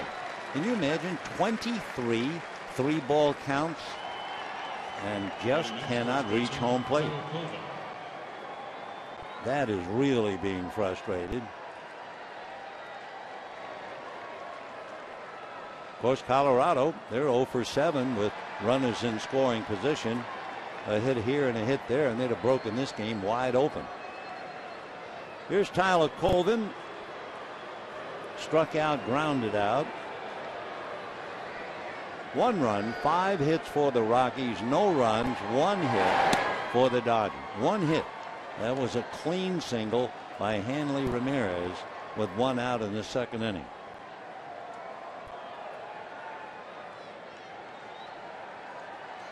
Dodgers have left 6 in 5 innings. That's fouled away. Rockies have left 7 in their 5 innings. So 2-0 last night and 1-0 so far tonight. Don Mattingly and Jim Tracy both having to have a great deal of patience. Little foul. Can anybody get under it? No, it wasn't high enough. Hairston and A.J. Ellis. Crowd enjoying the proceedings. Hope you'll be out tomorrow night. That'll be our final game of the homestand. Chad Billingsley going up against left-hander Jeff Francis.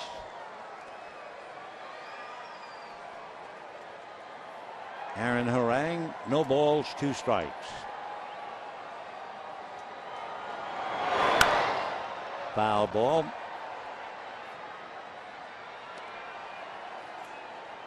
Tyler Colvin, who has a home run in the past against Harang, appeared as a pinch hitter last night, struck out.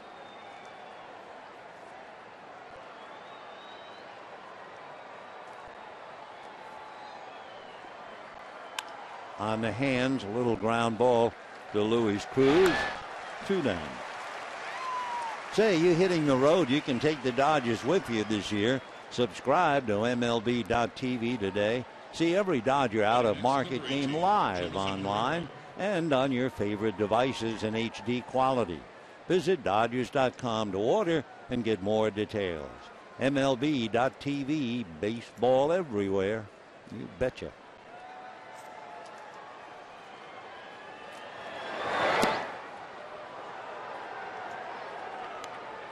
Jonathan Herrera hit back to the box and struck out. 1-0. And a shot right back at Harang. And that's the 3rd out. So 3 ground balls. Aaron is through 6. At the end of 5 1/2, it's still 1-0 Colorado.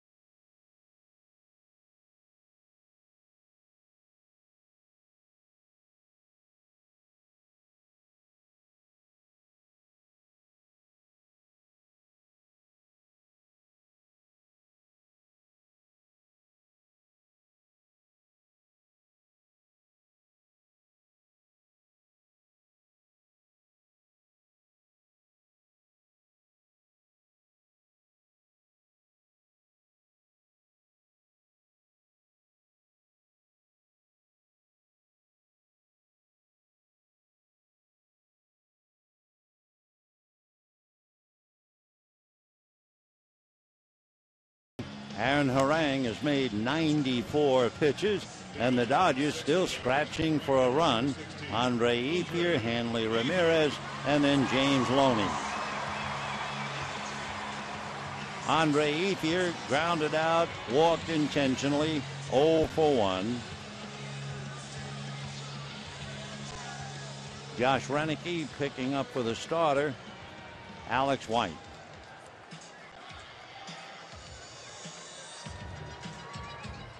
One run, 5 hits for the Rockies. No runs, 1 hit for the Dodgers. Hanley Ramirez in the 2nd inning. For the Dodgers, remember they had 5 hits and nothing to show for it last night. So they've had a total of 6 hits and no runs in the last 15 innings.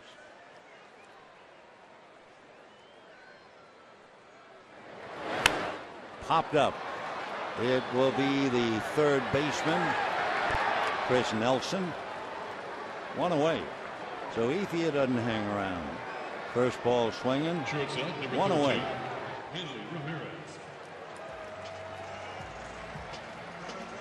Hanley Ramirez, single to left, fly to left.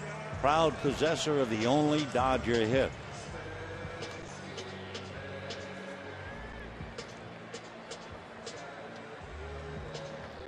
Hanley batting .244. He has 15 home runs, 59 runs batted in. Fastball strike. Josh Renicky, a Bruin from UCLA, picking up for Alex White, a Tar Heel from North Carolina.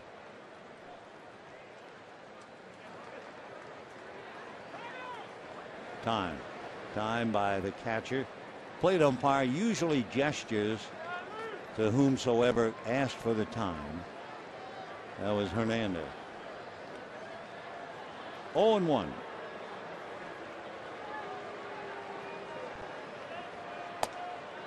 Drop that on the corner. 0-2.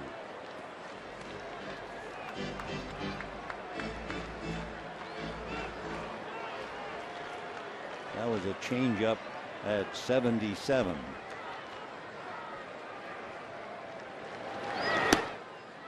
One and two. So you watch Hernandez. He really gives you exactly the area they're shooting at. He settles directly behind the plate to give his signs, and then he will move or stay where he is. He's going to be inside a little bit. Right there. So Renicky is hitting the target, and Henley refusing to bite. 2 balls, 2 strikes.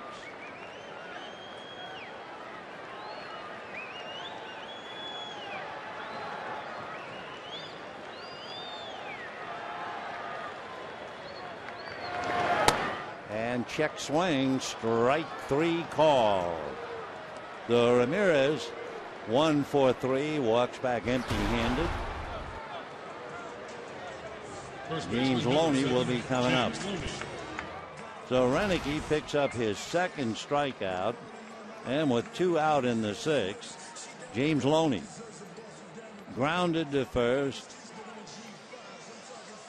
lost an out on a diving catch by Carlos Gonzalez of his little fly ball in the 4th inning. So Cargo making a big play. 0-1 to James. Remember, the Giants won. Giants, by winning, now have won 60 games. Dodgers trying to win their 60th tonight. Fastball, and it's a one-hopper to Herrera. That'll be that. So Renicky has come in with his dad watching, has retired 6 in a row, and at the end of 6, 1-0 Rockies.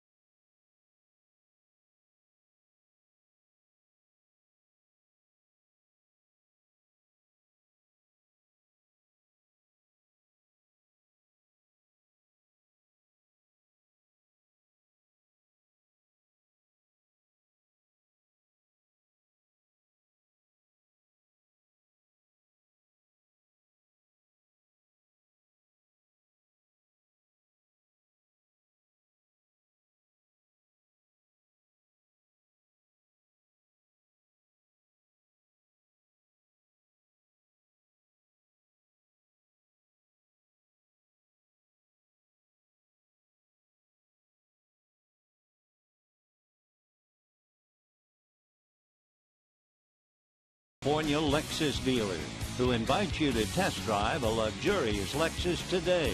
Visit Lexus.com. And by Sports Authority, the official sporting goods retailer of the Los Angeles Dodgers. We're going to the seventh inning, 1-0 in favor of the Rockies. Chris Nelson, who appeared as a pinch hitter, stays in the game at third base. 1 ball and no strikes. It was the best of times. It was the worst of times. The opening line written by Charles Dickens on The Tale of Two Cities. Well, baseball has a tale of two cities. In Baltimore, the Orioles just won in the 14th inning their 12th straight extra inning win. That's Baltimore. In Houston, the Astros lost to Washington in 12 innings. They are 0-11 in extra inning games. So one 12 straight plus the other 0-11. The tale of two cities. Thank you, Charles Dickens. 2-2. Nelson, Young, and Rutledge. For Aaron Harang, he knows that this might be his last inning. He's due to bat third when the Dodgers hit in the seventh. All he has to do is look towards left field, and he'd see Sean Tolleson throwing in the bullpen. 3-2. Fastball whacked into right field. 91-mile-an-hour fastball, and Nelson just jumped on it. Right fielder, number 1, Eric Young Jr. Because for the Rockies, they've left 7. Now here's the hottest hitter in town. Eric Young, 3 hits last night, comes right back with 3 hits tonight. Hitting .297. We'll see if they're going to ask him to bunt, ask him to put a play on, hit and run. We'll see. First, they're going to keep on Nelson. Eric Young has grounded into 1 double play. He's in his 87th game. Uno.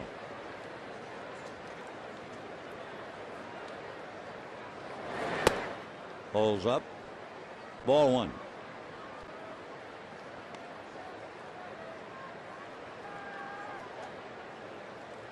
Harang has now made 101 pitches.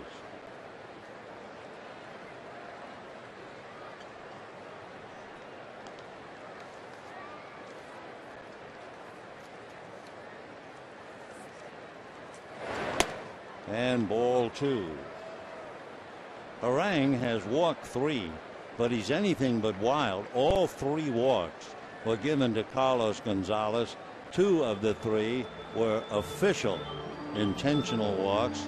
The other one, he just didn't want any part of Cargo and walked him. As far as pitch count is concerned, he's made as many as 118 pitches in a game, 116 a couple of times. He's at 102 now. 2-0. Check swing foul.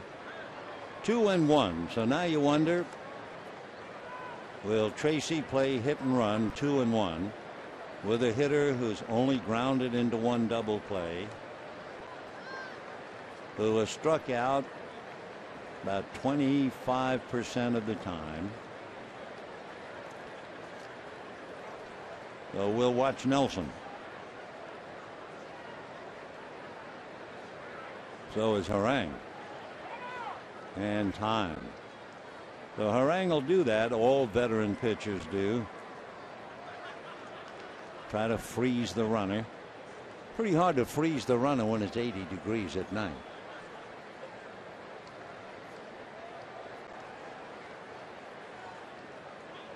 Nelson goes and fouled away. Not much of a pitch to hit. Young was able to make contact, foul it back. So he was protecting the runner and had a very difficult pitch. 2-2 the count. Young looking down to Rich Dower. Across the diamond, so is Chris Nelson. So they put it on 2-1. Let's see about 2-2.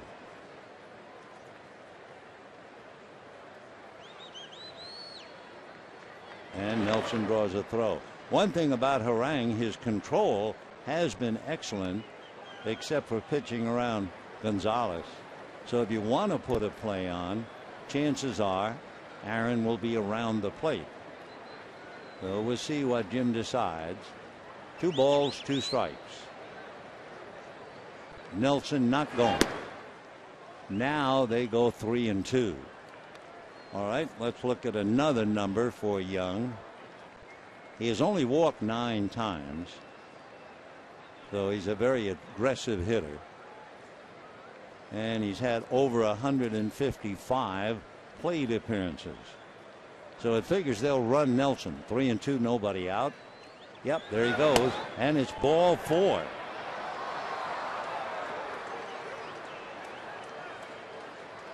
So the Rockies have something going yet again. They have left 7, and they have 2 on, nobody out. And Jeff Rutledge coming up. And coming up out of the Dodger dugout is Don Mattingly. After 106 pitches, Aaron, I assume, has just about had it. They'll bring in a fresh horse. Rutledge, Fowler, and Gonzalez due up. Aaron's going to leave. Pitched well.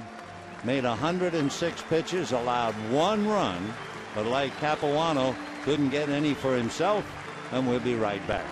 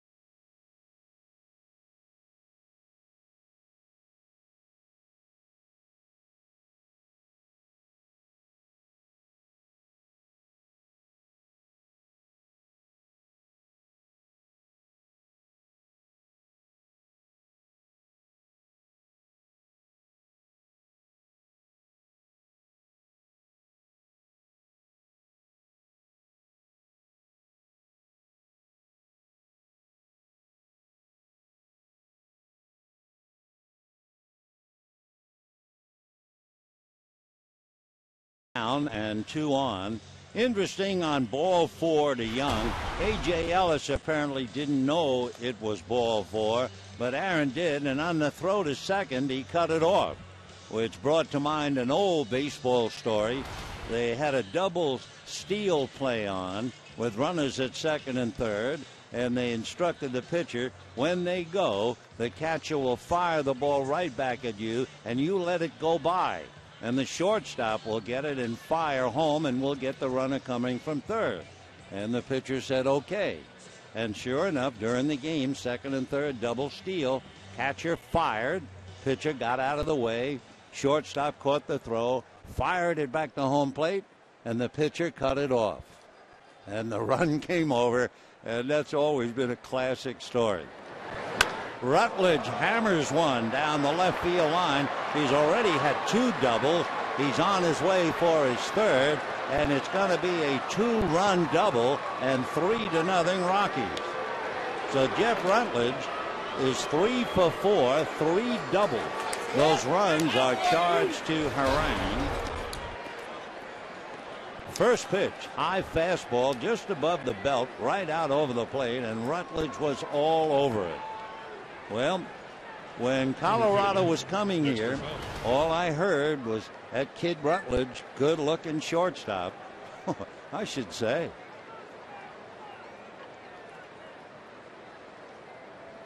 So it is 3-0 Colorado. Rutledge at second. Randy Choate is up in the bullpen. And here's Dexter Fowler. And ball one. 3 runs, 7 hits for the Rockies, no runs. One little murmur of protest from the Dodgers.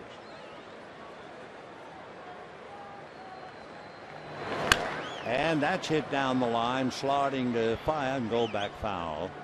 1-1 the count. So in the inning, Nelson singled to right. Young walked on a 3-2 pitch, and that was enough for Harang. And then Rutledge came up, and Tollison's first pitch, a line drive double, his third of the night. 1-1. Ball two. I wonder, he was in the dugout last night. I'll bet you Troy Tulowitzki is thrilled for Jeff Rutledge. Tulo is that kind of a guy. 2-1 to Fowler. Time. If the Rockies win tonight, they have cinched winning the series. They haven't won a series here since 2010. And there's a base hit. So Tollison, they will hold Rutledge at third. So Tollison comes in, and there's no relief for the moment.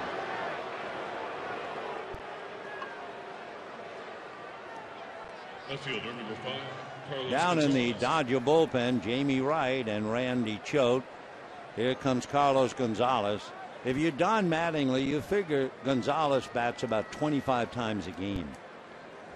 Every time you look up, here comes Cargo. So here comes Mattingly. And they will probably, as a guess, well, we'll just wait and see. We'll be right back.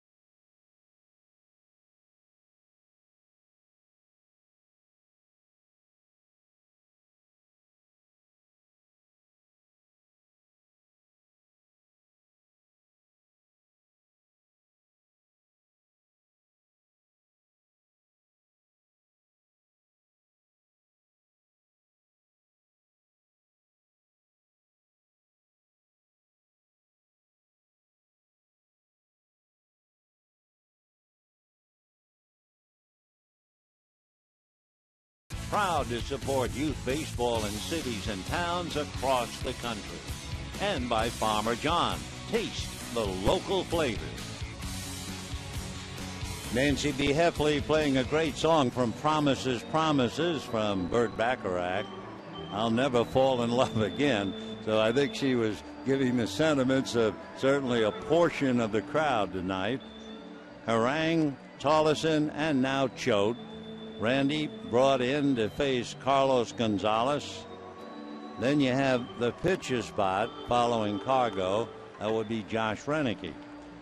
For Gonzalez, he could have phoned it in. He has not had an at-bat officially because he's walked 3 times. For Aaron Harang, allowed 1, but then gave up a single and a walk. And for Sean Tollison, a very rough night, 5 pitches, and he gives up a double and a single, 2 runs in the inning, and he leaves with runners at first and third. So Aaron Harang and Sean Tollison sitting quietly in the dugout. Rutledge at third. He has just punched holes in the Dodgers with 3 doubles, and Fowler at first. Here's Cargo. Gonzalez batting .326, 20 home runs, 74 runs batted in. Fastball low and inside. Gonzalez, by the way, is hitting .306 against left-handers, hitting .337 against right-handers. He hasn't had a chance to swing the bat tonight. Rutledge and Fowler out there. Infield up on the left side. Again inside. You go up to hit against Choate if you're left-handed and you're figuring I'll probably get big sweeping curveballs down and away. And because that might be the normal thought, he has come inside and fastballs and fallen behind 2-0 to Gonzalez.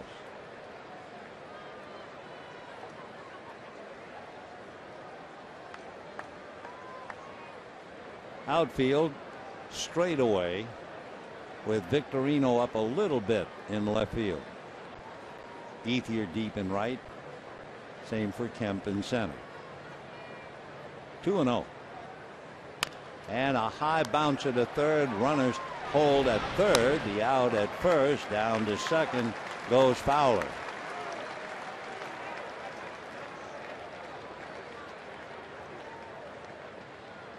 Play goes 5-3.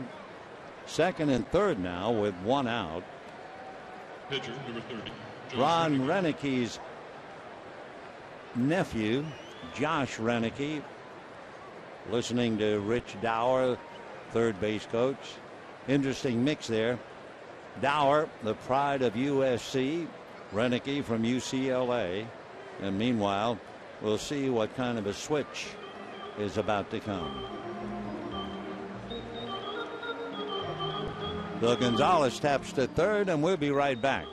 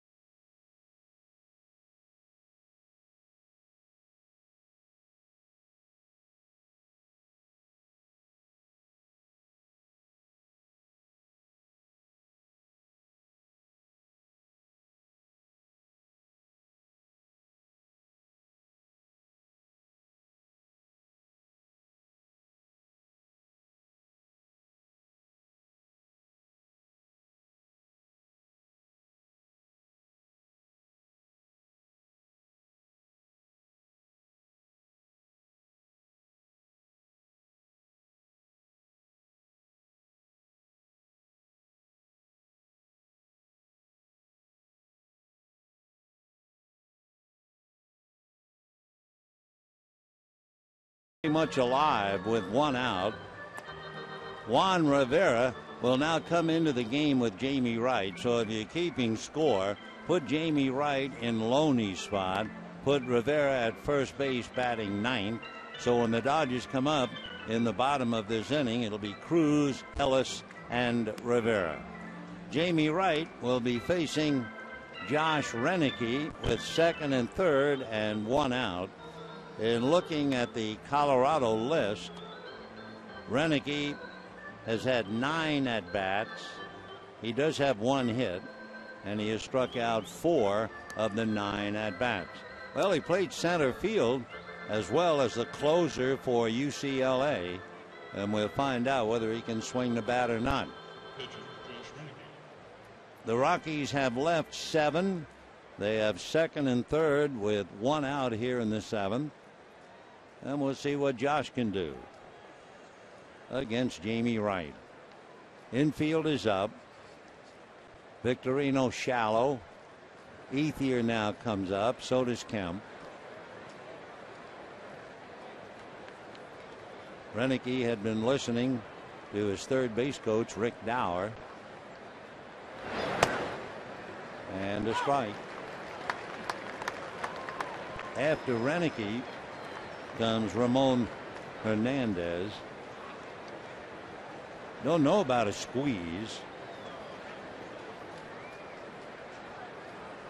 Rutledge right at the bag. No balls, one strike.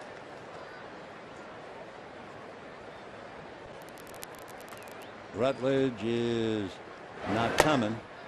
0-2, so that removes that possibility, I think.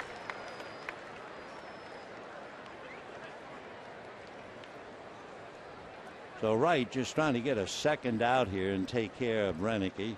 Tracy trying to figure out a way to get at least another run. Hernandez coming up is 0 for 3. Fouled away.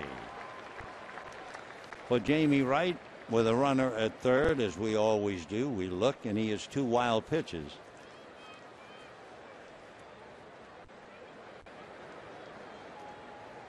Jamie will be 38, day before Christmas. Pride of Oklahoma City. 0-2. And a breaking ball swung on and missed. Out has to be recorded at first. So Renicky strikes out. Runners have to hold. 2 out. And now the catcher, Ramon Hernandez. Hernandez caught last night. He was 1 for 4. He came up a couple of times with men on, hit into a double play with the bases loaded. He did single leading off an inning. And tonight, 0 for 3, hit back to the box with the bases loaded in the first inning. So Ramon hitting .215 has not been Mr. Clutch. Fouled away. 3 runs, 8 hits for the Rockies, no runs, and 1 hit for the Dodgers. Ramon Hernandez from Caracas, even 6, at least 225, 36 years old. Fouled away, 0-2. Hernandez originally signed by the Oakland A's, spent about 5 years with the A's, then went to the Padres for a couple, the Orioles for 3, the Reds for 3. 0-2.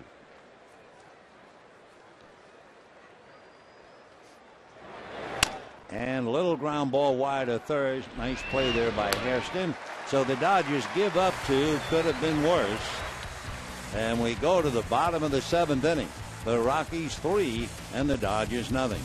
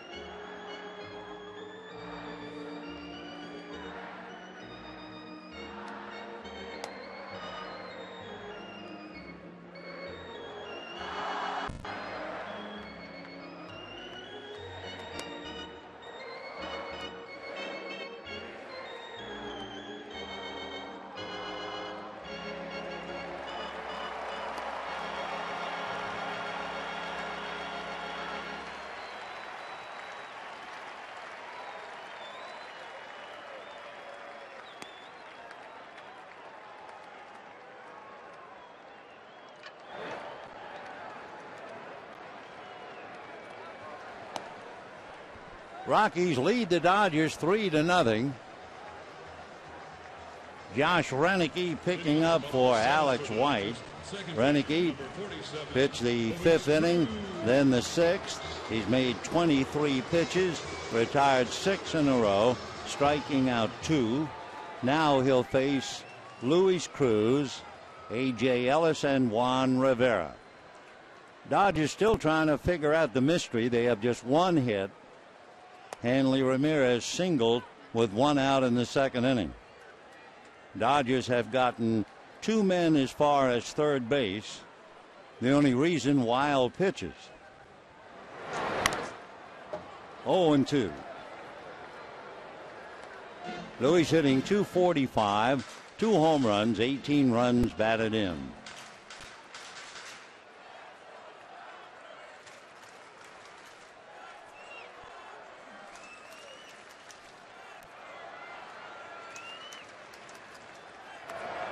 One and 2.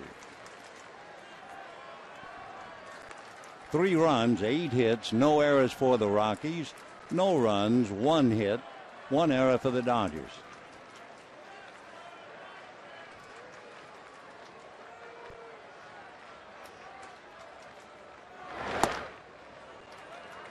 Two and 2.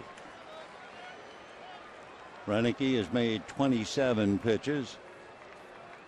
Last night, Ottavino pitched 3, a total of 46 pitches. That is very playable. That's why Dexter Fowler brought his glove. 1 away. 7 in a row retired by Josh Renicky. And the batter is A.J. Ellis. Grounded to short and walked. 0 for 1.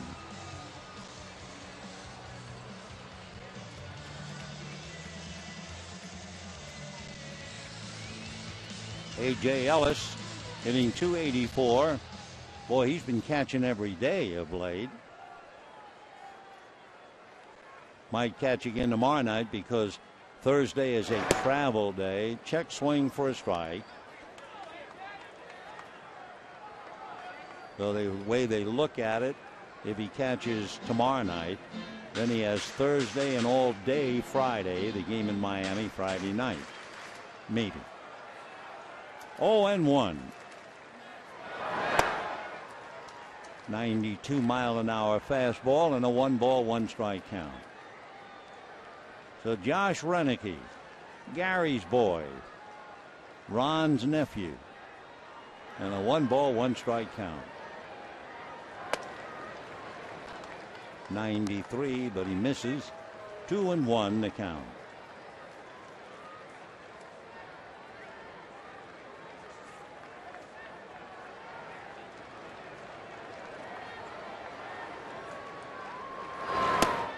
Now he misses away.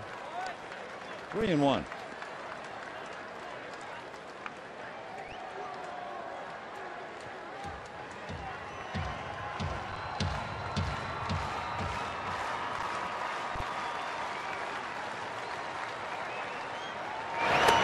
And high for ball 4.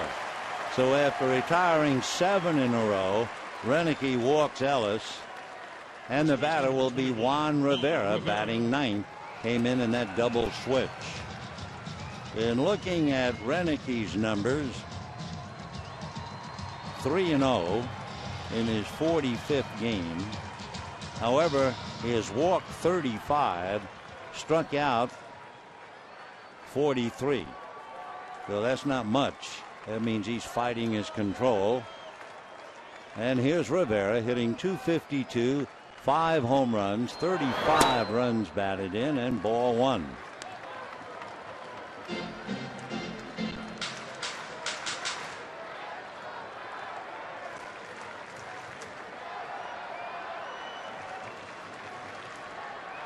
One ball, no strikes.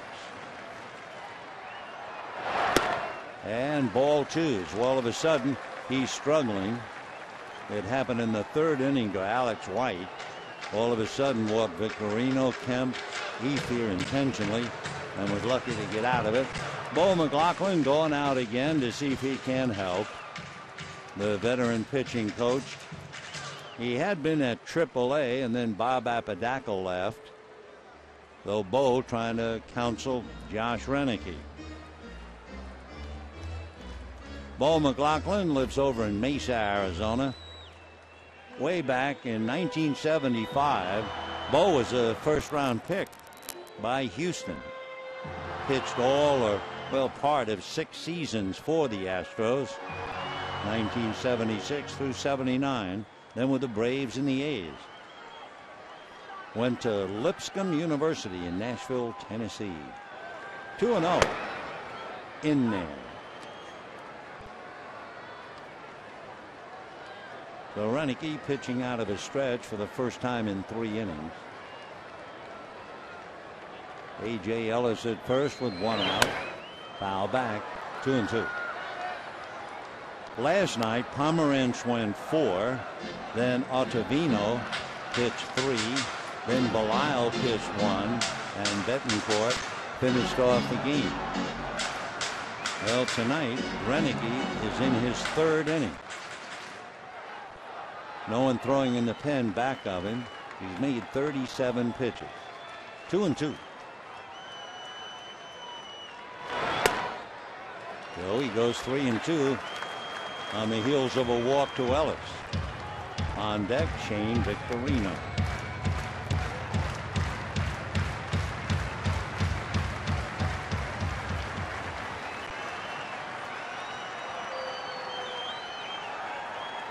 See if he gets a fastball 3-2. Yep. And a high fly ball to center. Fowler going back, but he has a play. So I would think everybody in the house looking fastball 3-2 from a young pitcher. Rivera hits it deep, but not nearly deep enough. 2 down. And Shane Victorino lined out to first, walked, stole a base, and finally got to third and flied to left. As we said, the Dodgers have managed to get 2 men to third base so far tonight.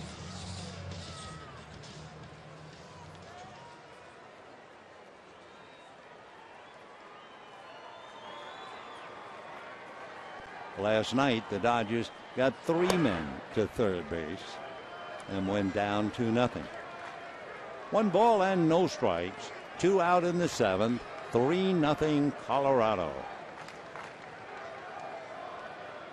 Nelson on the edge of the grass looking bunt. Foul back, 1-1.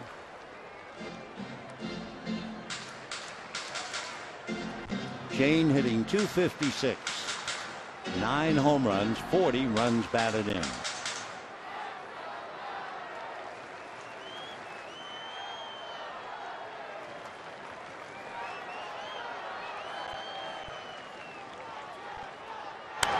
Foul ball off to the left, out of play, 1-2. Don't forget tomorrow, the final game of the homestand before the Dodgers hit the road. Jeff Francis, the big left-hander, going for Colorado, and Chad Billingsley on the hill. Billingsley has been pitching very well of late, although he has struggled. Everybody struggles against Colorado, especially in Denver. 1-2. Ground ball up the middle. A great stop by Cabrera, but he throws the ball away. Herrera making a great stop. Tried to get the ball to second. Couldn't do it.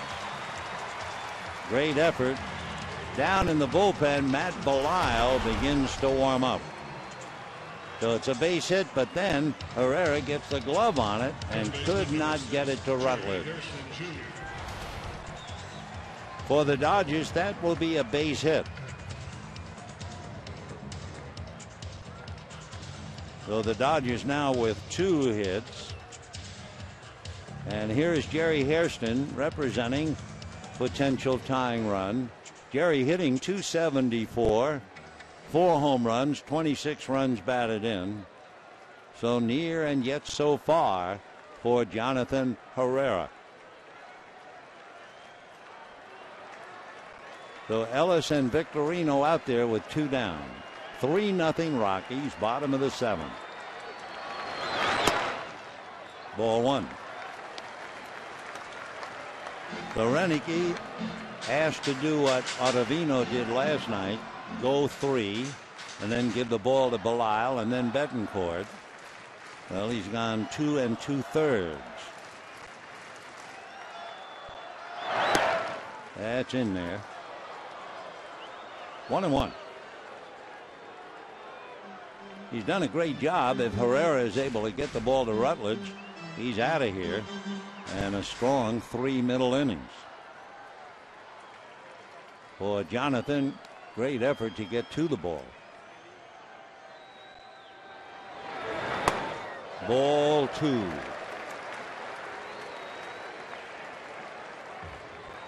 Renicky has now made 46 pitches. And of course, with Matt Kemp on deck, it's a huge at-bat for Jerry Hairston. 2-1.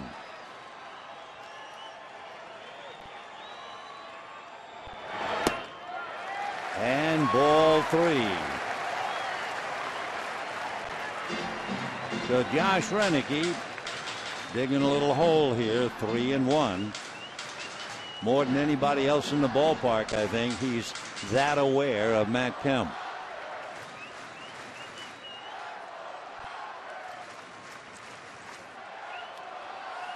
Three and 1. A strike. 3-2.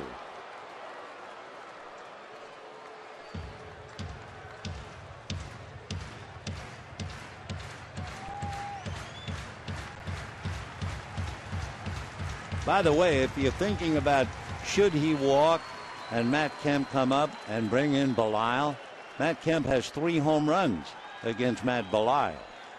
So let's see, 3-2, runners go, and a fly ball to right center.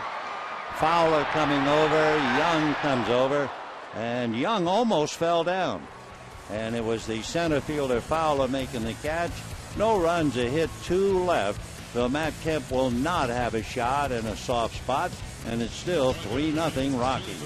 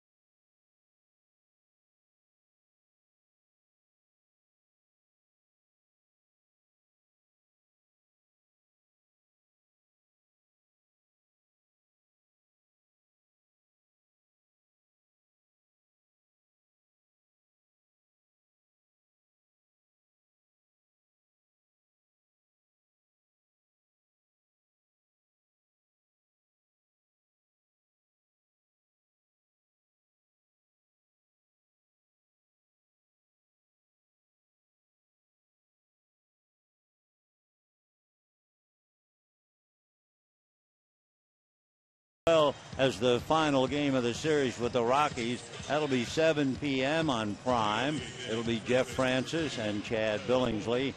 Dodgers then go to Florida, and they'll be playing the Miami Marlins Friday at 4 on Prime, Saturday at 4 on KCAL, Sunday at 10 on KCAL.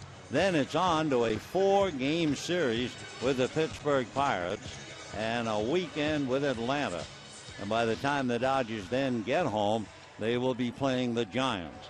A reminder, the Giants already won, so unless the Dodgers can get their offense in gear, they could fall to a 1.5 games back. Tyler Colvin struck out, grounded out twice. Facing Jamie Wright, that's a strike. 0-1. Tyler hitting .275, 13 home runs, 43 runs batted in.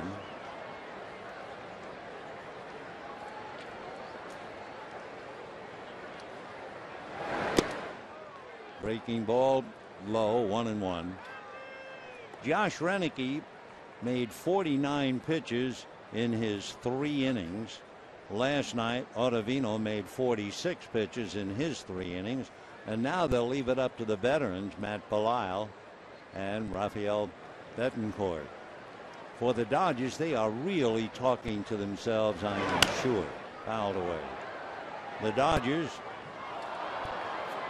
with Hairston flying out, are 0 for 4 with runners in scoring position. They are 0 for 12 in the series. But what's even more remarkable, you know, the Dodgers in the series have had 26 3-ball counts, and they've still failed to score. 1-2. Breaking ball. Big overhand curve. Still 1-2.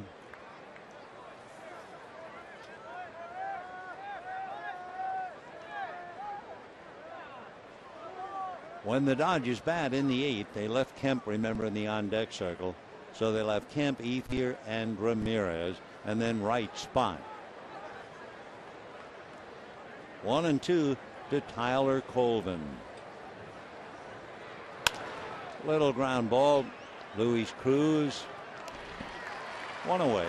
Colvin goes 0 for 4. And the batter now, Jonathan Herrera. Herrera 0 for 3. A shortstop playing second base. Herrera last night 2 for 4. Tonight 0 for 3. The paid attendance tonight, a tribute to Sandy Koufax. On Sandy Koufax bobblehead night, 55,024. Darn it. I was hoping it would be 55,032. 0-2.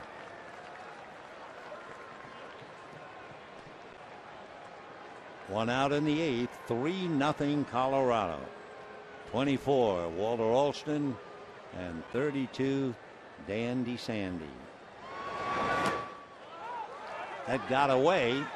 So Herrera hustling, and the throw out of the glove of Rivera. He did not make a turn. Loney made an error earlier. He just dropped a throw. Rivera reaching up to handle a high fastball from A.J. Ellis. Herrera hustling. There it is, right off his glove. So it'll be E3. Herrera safely aboard on the error charge to Rivera. And with 1 out, Chris Nelson, third baseman, batting 9th. 1 out in the 8th, 3-0 Colorado.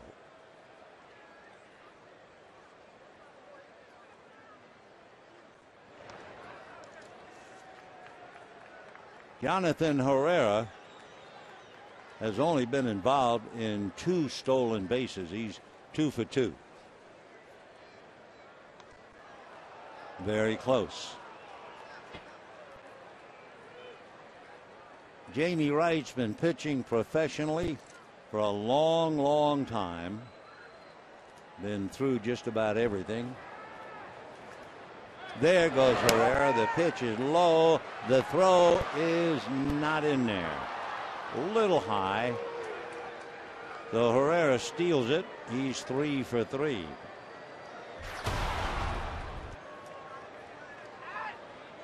Got a good jump. The throw is up there, and he sneaks in under it. So now a stolen base puts a runner at second with 1 out. 1 ball and no strikes to Chris Nelson.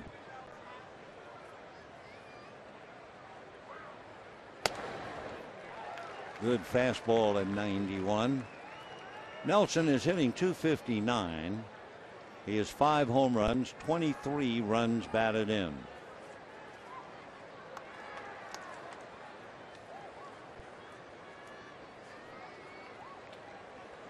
One ball, one strike. Pickoff play, not in time, but close.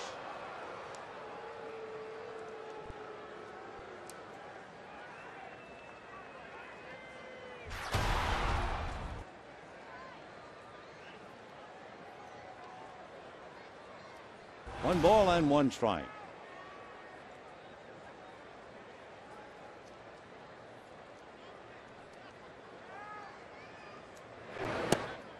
And that's a little low. Chris Nelson, despite the fact that he is basically an infielder, he had Tommy John surgery when he was in high school. He helped his team to the Connie Mack World Series title back in 2003. He's from Decatur, Georgia, and he still lives there.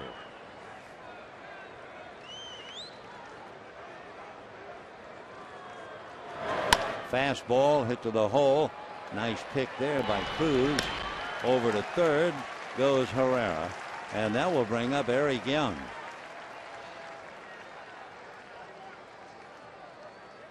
Batting next, right fielder Eric Young Jr. Eric Young had 3 hits last night and went 3 for 5. He scored 3 times. Tonight he has 3 hits and a walk. He has scored once. Louis, a very tough hitter in this series, came here hitting .280. He is a much better hitter as far as his numbers are concerned, batting right-handed. 0-1. And last night he had some pretty good swings against Capuano. So you thought, well, let's slow down a little bit, batting left-handed against Harang, and instead he singled 3 times.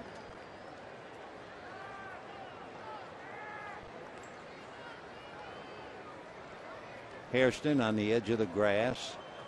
Rivera up wide of the bag at first. 1 ball, 1 strike. Herrera coming down the line a little bit, trying to distract Wright.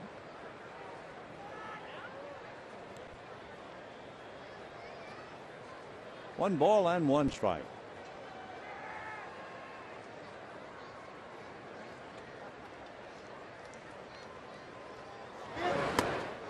Slow and in there. 1-2. Wright has 2 wild pitches, so that's important, with Herrera at third. 1-2 to Eric Young.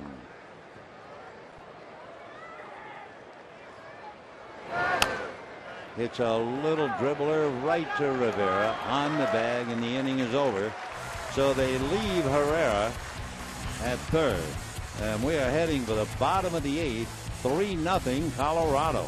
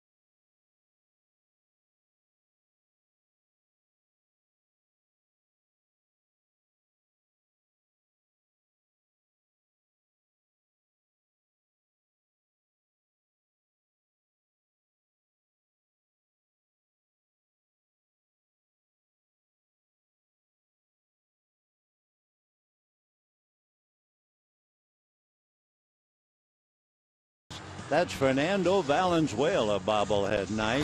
Fans with the first 50,000 tickets can take home their very own mini El Toro. Compliments of State Farm. For tickets, visit Dodgers.com/promotions. Left-hander Rex Brothers out of Tennessee coming in. Among other things, and interestingly enough, he went to Lipscomb College. That's in Tennessee. And he was the second highest player drafted out of Lipscomb in the school's history. Lipscomb became a full NCAA school in 2004. Who's the only other player who was drafted higher? It was Bo McLaughlin, who is now the Rockies minor league pitching coordinator and became the Rockies pitching coach after Apodaca left. Basically, Brothers throws hard. His fastball's been clocked as high as 99, and that's rare for a left-hander to throw that hard. He has a slider and a change. Worked on the slider when he pitched in the Cape Cod League. Matt Kemp, then Andre Ethier, and then Hanley Ramirez.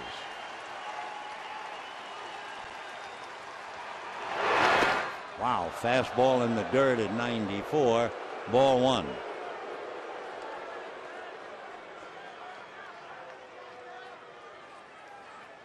One and 0 to Matt Kemp. Jamie Wright, while he was in there, made a total of 23 pitches.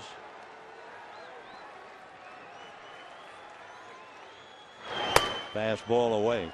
We were talking before about the Dodgers having troubles with runners in scoring position. The Rockies, if they had been even 50% with runners in scoring position, would have blown the game wide open. They are 2 for 14 with runners in scoring position, but they're leading.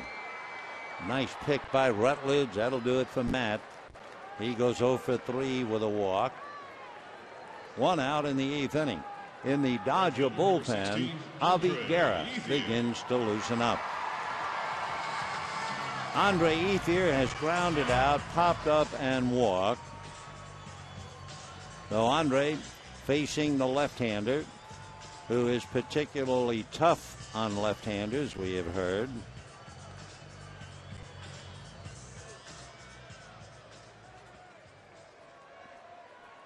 Left-handers adding 250, so not quite that tough. Fastball for a strike. 0-1. Andre Ethier grounded out, popped up, and was walked intentionally in the 3rd inning. That's going to cost him a strike. So Andre in a hole, 0-2. Hitting .225 against left-handers. He just muttered the pitch was away.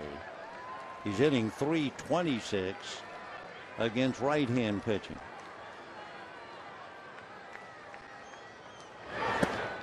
One and two. One out, bottom of the 8th. Rockies 3, Dodgers nothing. Dodgers have gone 16 1/3 without a run. And that's in the dirt. Rex Brothers with a 2-ball, 2-strike count.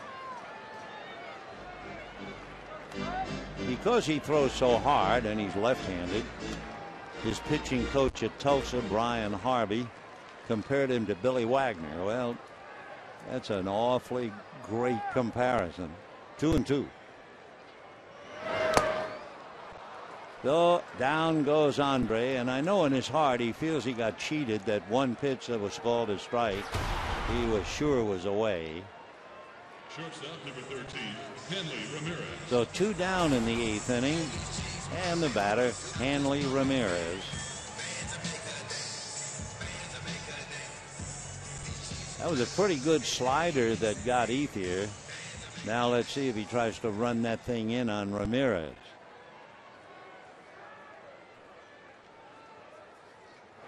Fastball by the glove and through, backhanded by Herrera, but no play. So Ramirez singles up the middle. That ball just went by Rex Brothers' glove. And Rex out there to talk to Rutledge. Mark Ellis will now come up. Watch this. Right there. Like trying to catch a soap bubble in the wind. Nice coverage by Herrera, but no chance. So Hanley Ramirez has 2 of the 3 Dodger hits.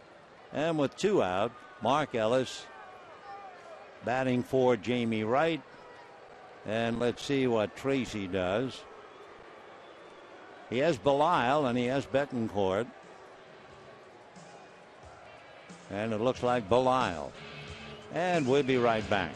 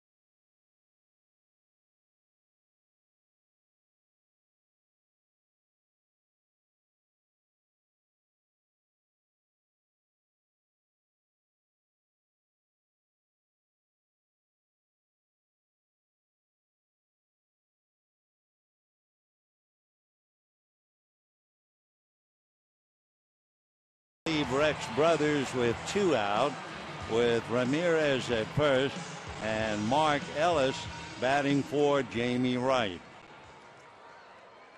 Mark Ellis is 1 for 5 in the past against Belisle. Fastball missed. Belisle pitched the 8th inning last night. Gave up 1 hit, a single to Kemp. 1 ball, no strikes. And that's in there.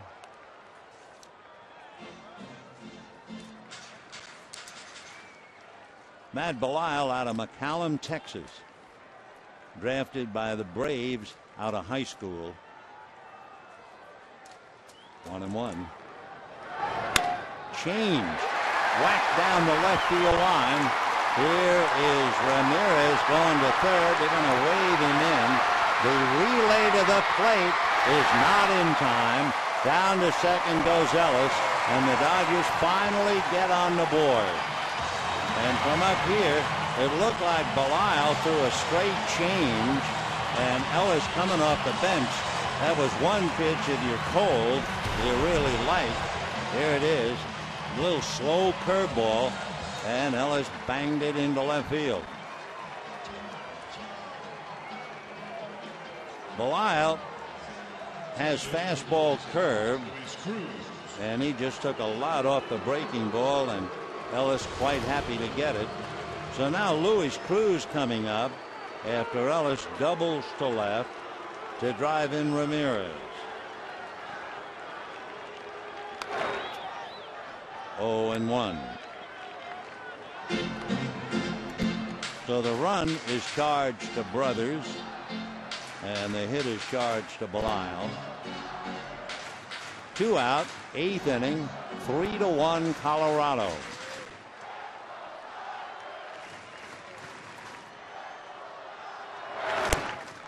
Fastball, a lot of movement on it at 92. 0-2 the count. So Matt Belisle working on Luis Cruz, hitting .243.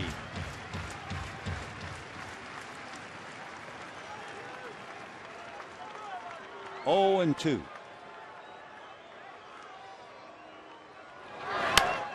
And that's lifted on the infield. It'll be the shortstop Rutledge. And that's that. So Belisle gets Cruz. Dodgers get 1 run, 2 hits, leave 1. And at the end of 8, 3-1 Colorado.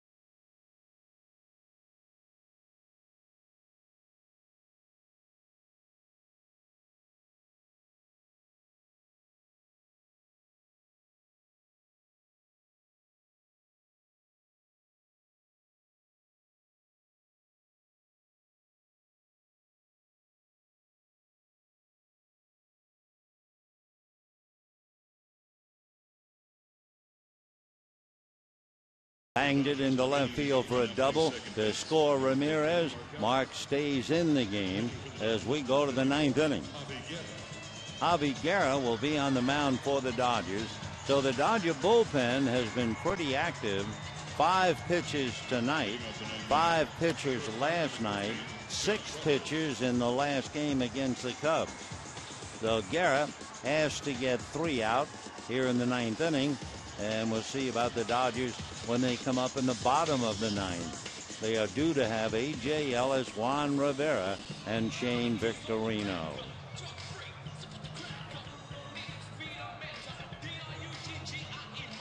Jeff Rutledge has been a one-man gang tonight. Not only 3 hits, they're all doubles.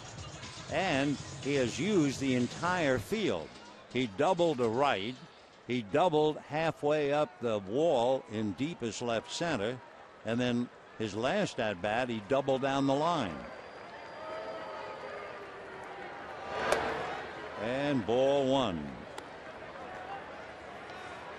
Rutledge coming into the game had a half a dozen doubles, and he's picked up 3 more.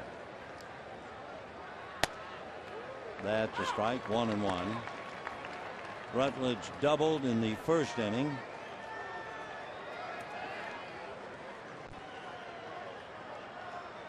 Doubled in the 5th, doubled in the 7th. 1 ball and 1 strike. Little dribbler, tough play. A sliding pickup and throw, and far too late. So Rutledge comes up with his 4th hit. A leg single after 3 doubles, and the batter will be Fowler. Javi doing everything he can, but Rutledge has already crossed the bag. That's hit number 9 for the Rockies. They lead 3-1. Dexter Fowler has struck out, popped a short, reached on an error, and singled.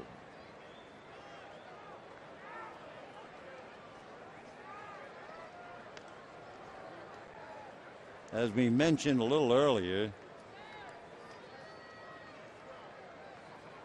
they have not been running at all until Jonathan Herrera had a stolen base in the 8th inning.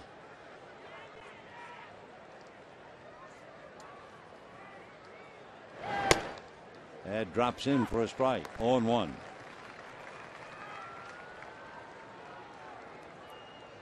Rutledge over there at first base is 3 for 3 in stolen bases.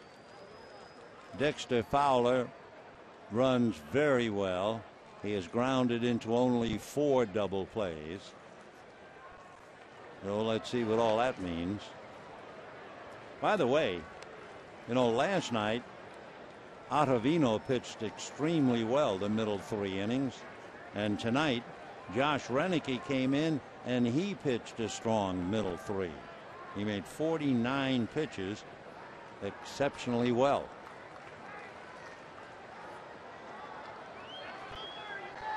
Jeff Rutledge feeling happy about things over there at first base.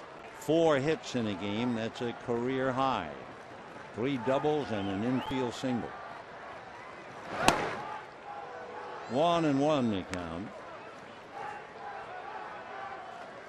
Down in the bullpen, right on schedule, Rafael Betancourt to get ready to pitch the 9th. He is the closer for the Rockies. He has 18 saves, getting ready. 1 ball and 1 strike to Dexter Fowler. Check swing inside under the hands. Ball 2. 2-1 to Dexter, the boy from Alpharetta, Georgia. The new Daddy Longlegs, or as the ladies talk about, he would be short-waisted. 2-1. See what that means with Rutledge.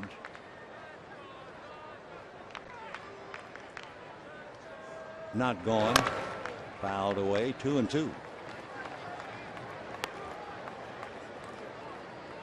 Fowler came into the game hitting .290. He is a switch hitter, and he's been so consistent this year. He's been hitting .290 from each side of the plate. More power as a left-hand batter. 9 of his 12 home runs came hitting left-handed. And lifted foul. No play for Ellis. A.J. hustling as always came over, but that was well back. Still 2-2 the count. Rockies 3 runs, 9 hits. Dodgers 1 run, 4 hits. Final game tomorrow night of this homestand. Jeff Francis, Chad Billingsley.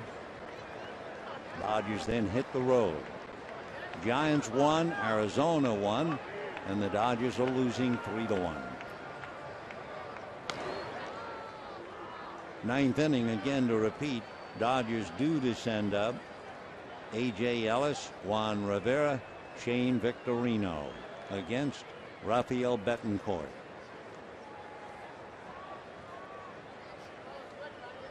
Two and 2. And ball 3. For Javi, 2-3, ERA of 3, 19 walks, 30 strikeouts. 3-2. We'll see about Rutledge. He's not going, and that's why. Fowler strikes out for the 2nd time tonight. 3rd time in the 2 games. And with 1 out, Carlos Gonzalez. Of course, another reason, I guess, why they wouldn't run Rutledge 3-2 with Fowler, even if they strike out Fowler, and then even if Rutledge is safe at 2nd, they know what they'd happen with Carlos Gonzalez. Sure, they'd walk him again. He's walked 3 times tonight. They pitched to him once, and he grounded out.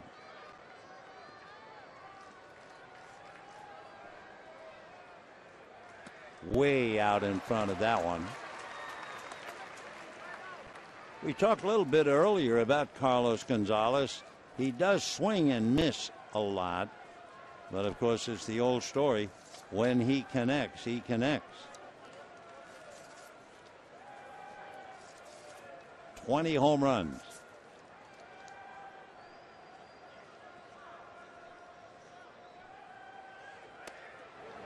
One and 1.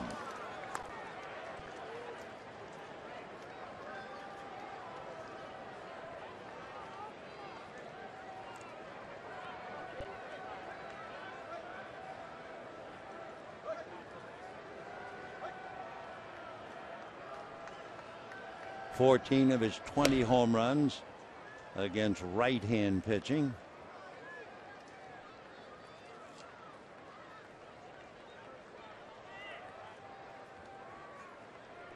Rutledge at first, 1 out in the 9th, 3-1 Rockies. Way out in front. That's what he does. He swings and misses an awful lot, but again, 20 home runs, 70 RBIs.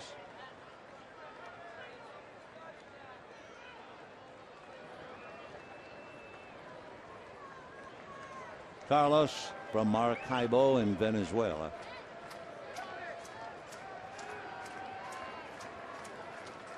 One and two.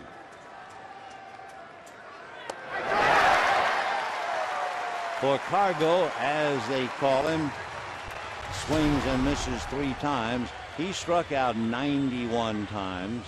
No way you can put a play on with him. You just wait for him to hit the ball out. So now Matt McBride, who started at first base last night and went 0 for 4, hit into a double play. McBride coming in to hit for the pitcher, Belisle, and that will assure us of seeing Betancourt.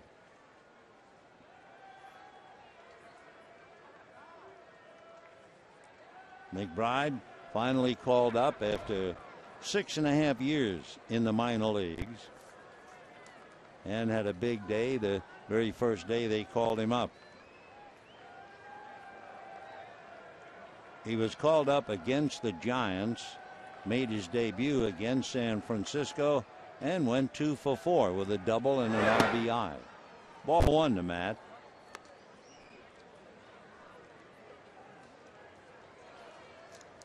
Matt McBride out of Bethlehem, Pennsylvania.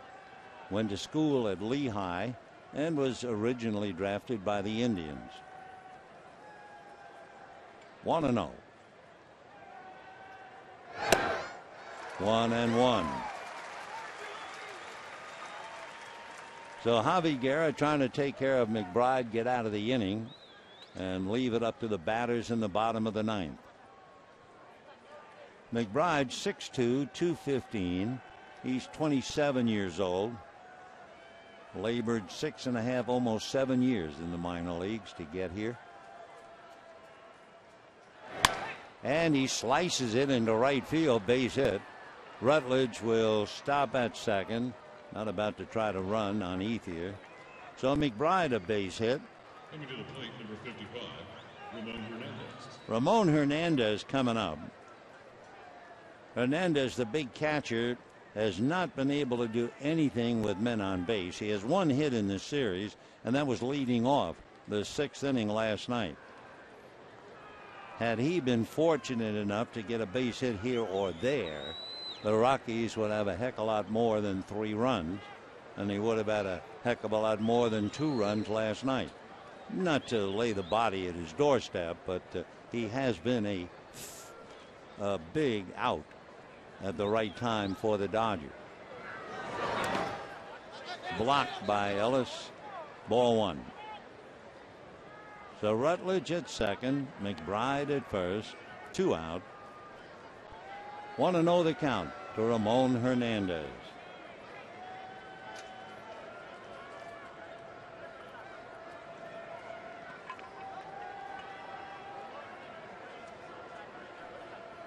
Hernandez batting .214. 4 home runs, 22 runs batted in. Look out. That was a 95-mile-an-hour fastball. 2-0 the count.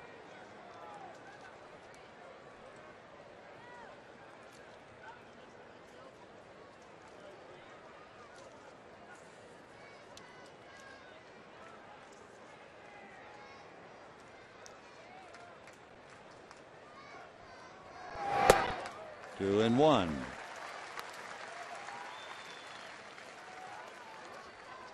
Hernandez from Caracas in Venezuela.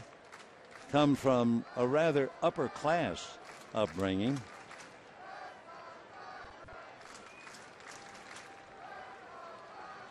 originally drafted by the A's in 1994. Foul back, 2-2.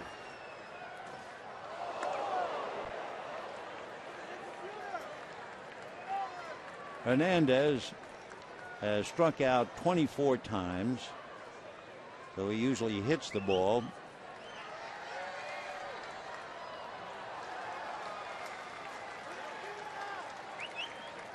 Two on. Rutledge at second, McBride at first. Little ground foul. So deuces remain wild. 2 balls, 2 strikes, 2 out, 2 on, and the Rockies lead by 2. Little meeting of the minds. Hitting behind Hernandez is the left-hand hitting first baseman Tyler Colvin. Hanley Ramirez in to talk to Guerra. Hanley might very well like to know what this pitch is. Breaking ball, he figures it can be pulled to the hole, and he might cheat just a hair. There's that pitch, foul back. Still 2-2. Hernandez, to his credit, we told you he's from Caracas, Venezuela. March 1 of last year, he passed the exam, and he became a United States citizen when he was sworn in. Good for him.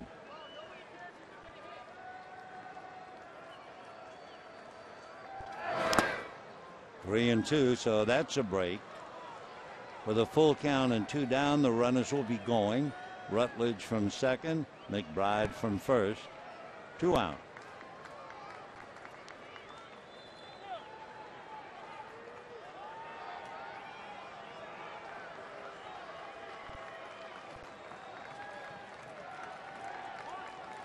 Three and 2, runners at the ready. There they go. And there's the ball, hit the left, but Victorino hangs out right there. So again, Hernandez unable to come up with a big hit. Fly ball to left, he leaves 2 more, and we head to the bottom of the 9th, 3-1 Rockies.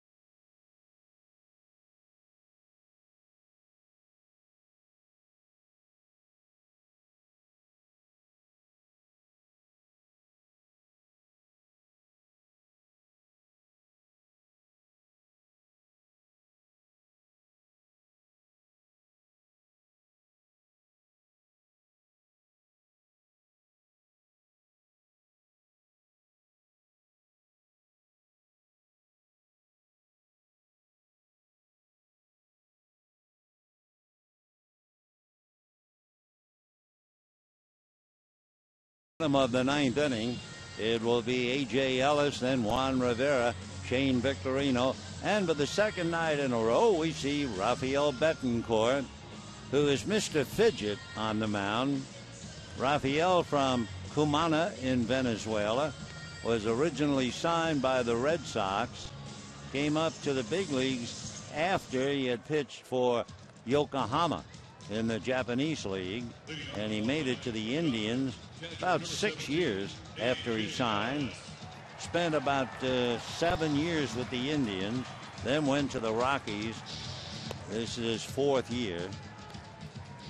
The Rafael Betancourt, constantly fidgeting. Last night, Betancourt came in, made 16 pitches, and retired Ellis, Loney, and Victorino. Tonight, it's Ellis, Rivera, and Victorino. We talked about the big catcher, Ramon Hernandez. Had he gotten a base hit, it would have been a much easier victory last night and again tonight. And again, we're not burying him, but he has left 11 runners on base in the series. So here's Ellis, grounded out, walked twice. Strike. In the important numbers for Rafael Betancourt, 10 walks, 39 strikeouts, so almost 4-1. He's 6'2" and 200.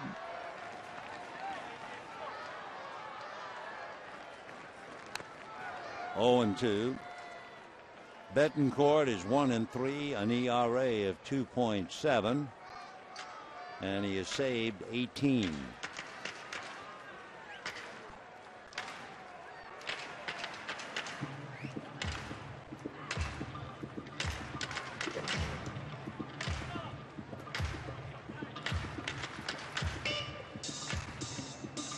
Timeout, waiting for Ramon Hernandez. It's been a tough series for 2 games.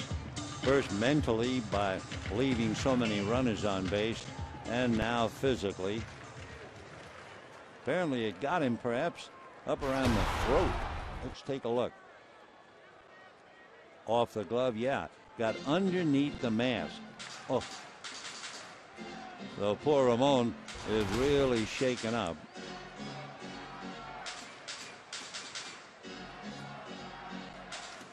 Got him up around the left collarbone.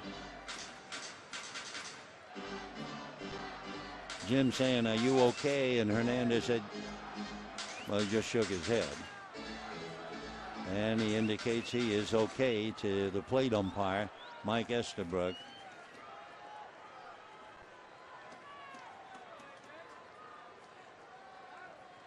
If you have to get hit, better to get hit on the left than the right, because he has to still throw. And lifted to shallow and straight away, slightly right center now. So an easy fly ball. 1 out in the 9th inning. And the batter will be Juan Rivera.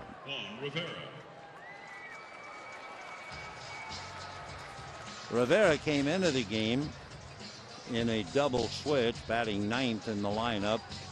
Went 3-2, got a fastball, hit it to deep center, but there was still plenty of room for Dexter Fowler to go back and get it.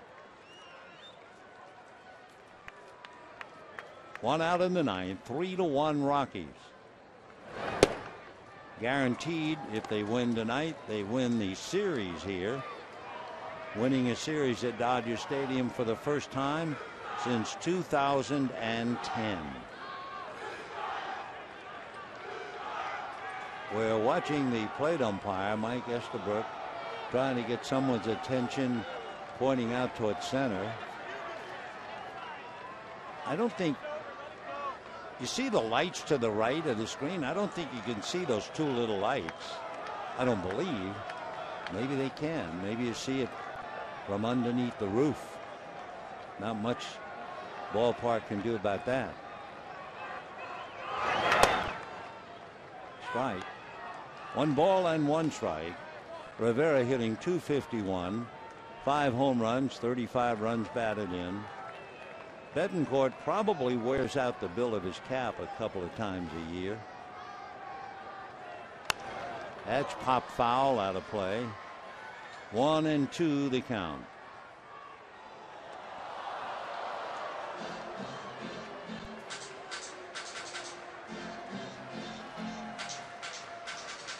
Tomorrow, Chad Billingsley against left-hander Jeff Francis. Billingsley right now between Clayton Kershaw and Chris Capuano.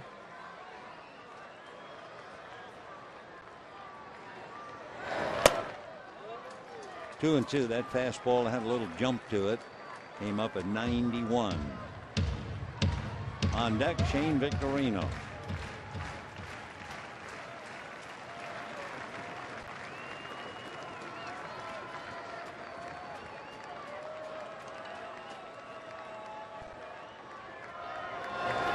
And a high fly ball to deep left field. Gonzalez on the track to almost casually pick it off. So Rivera's hit 2 long fly balls, but that's all they've been. And we are 2 out in the 9th inning. Shane Victorino with his foot in the door.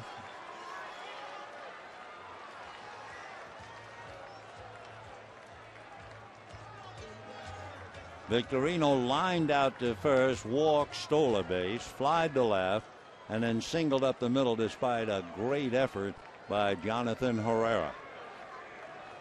So Betancourt trying to shut him down. Nelson again plays him in on the grass when he's hitting left-handed. And a strike, 0-1. Shane Victorino against 37-year-old Rafael Betancourt. 0-1. Ground ball, this ought to do it. Herrera. So the last place Rockies not only have beaten the Dodgers 6 of 11, they've won 2 in a row after the Dodgers had won 3 in a row against the Chicago Cubs. 3 runs, 10 hits, no errors for the Rockies. 1 run, 4 hits, 2 errors for the Dodgers. Betancourt came in and made 10 pitches and shut the door. So for the Dodgers now, they fall, and they are now a game and a half behind the Giants, who beat the St. Louis Cardinals tonight. Dodgers play tomorrow, then they're off on Thursday. The Giants play tomorrow and Thursday. And with all of that, remind you, we'll see you tomorrow night, I hope, out here at the ballpark, if possible. Till then, good night, everybody.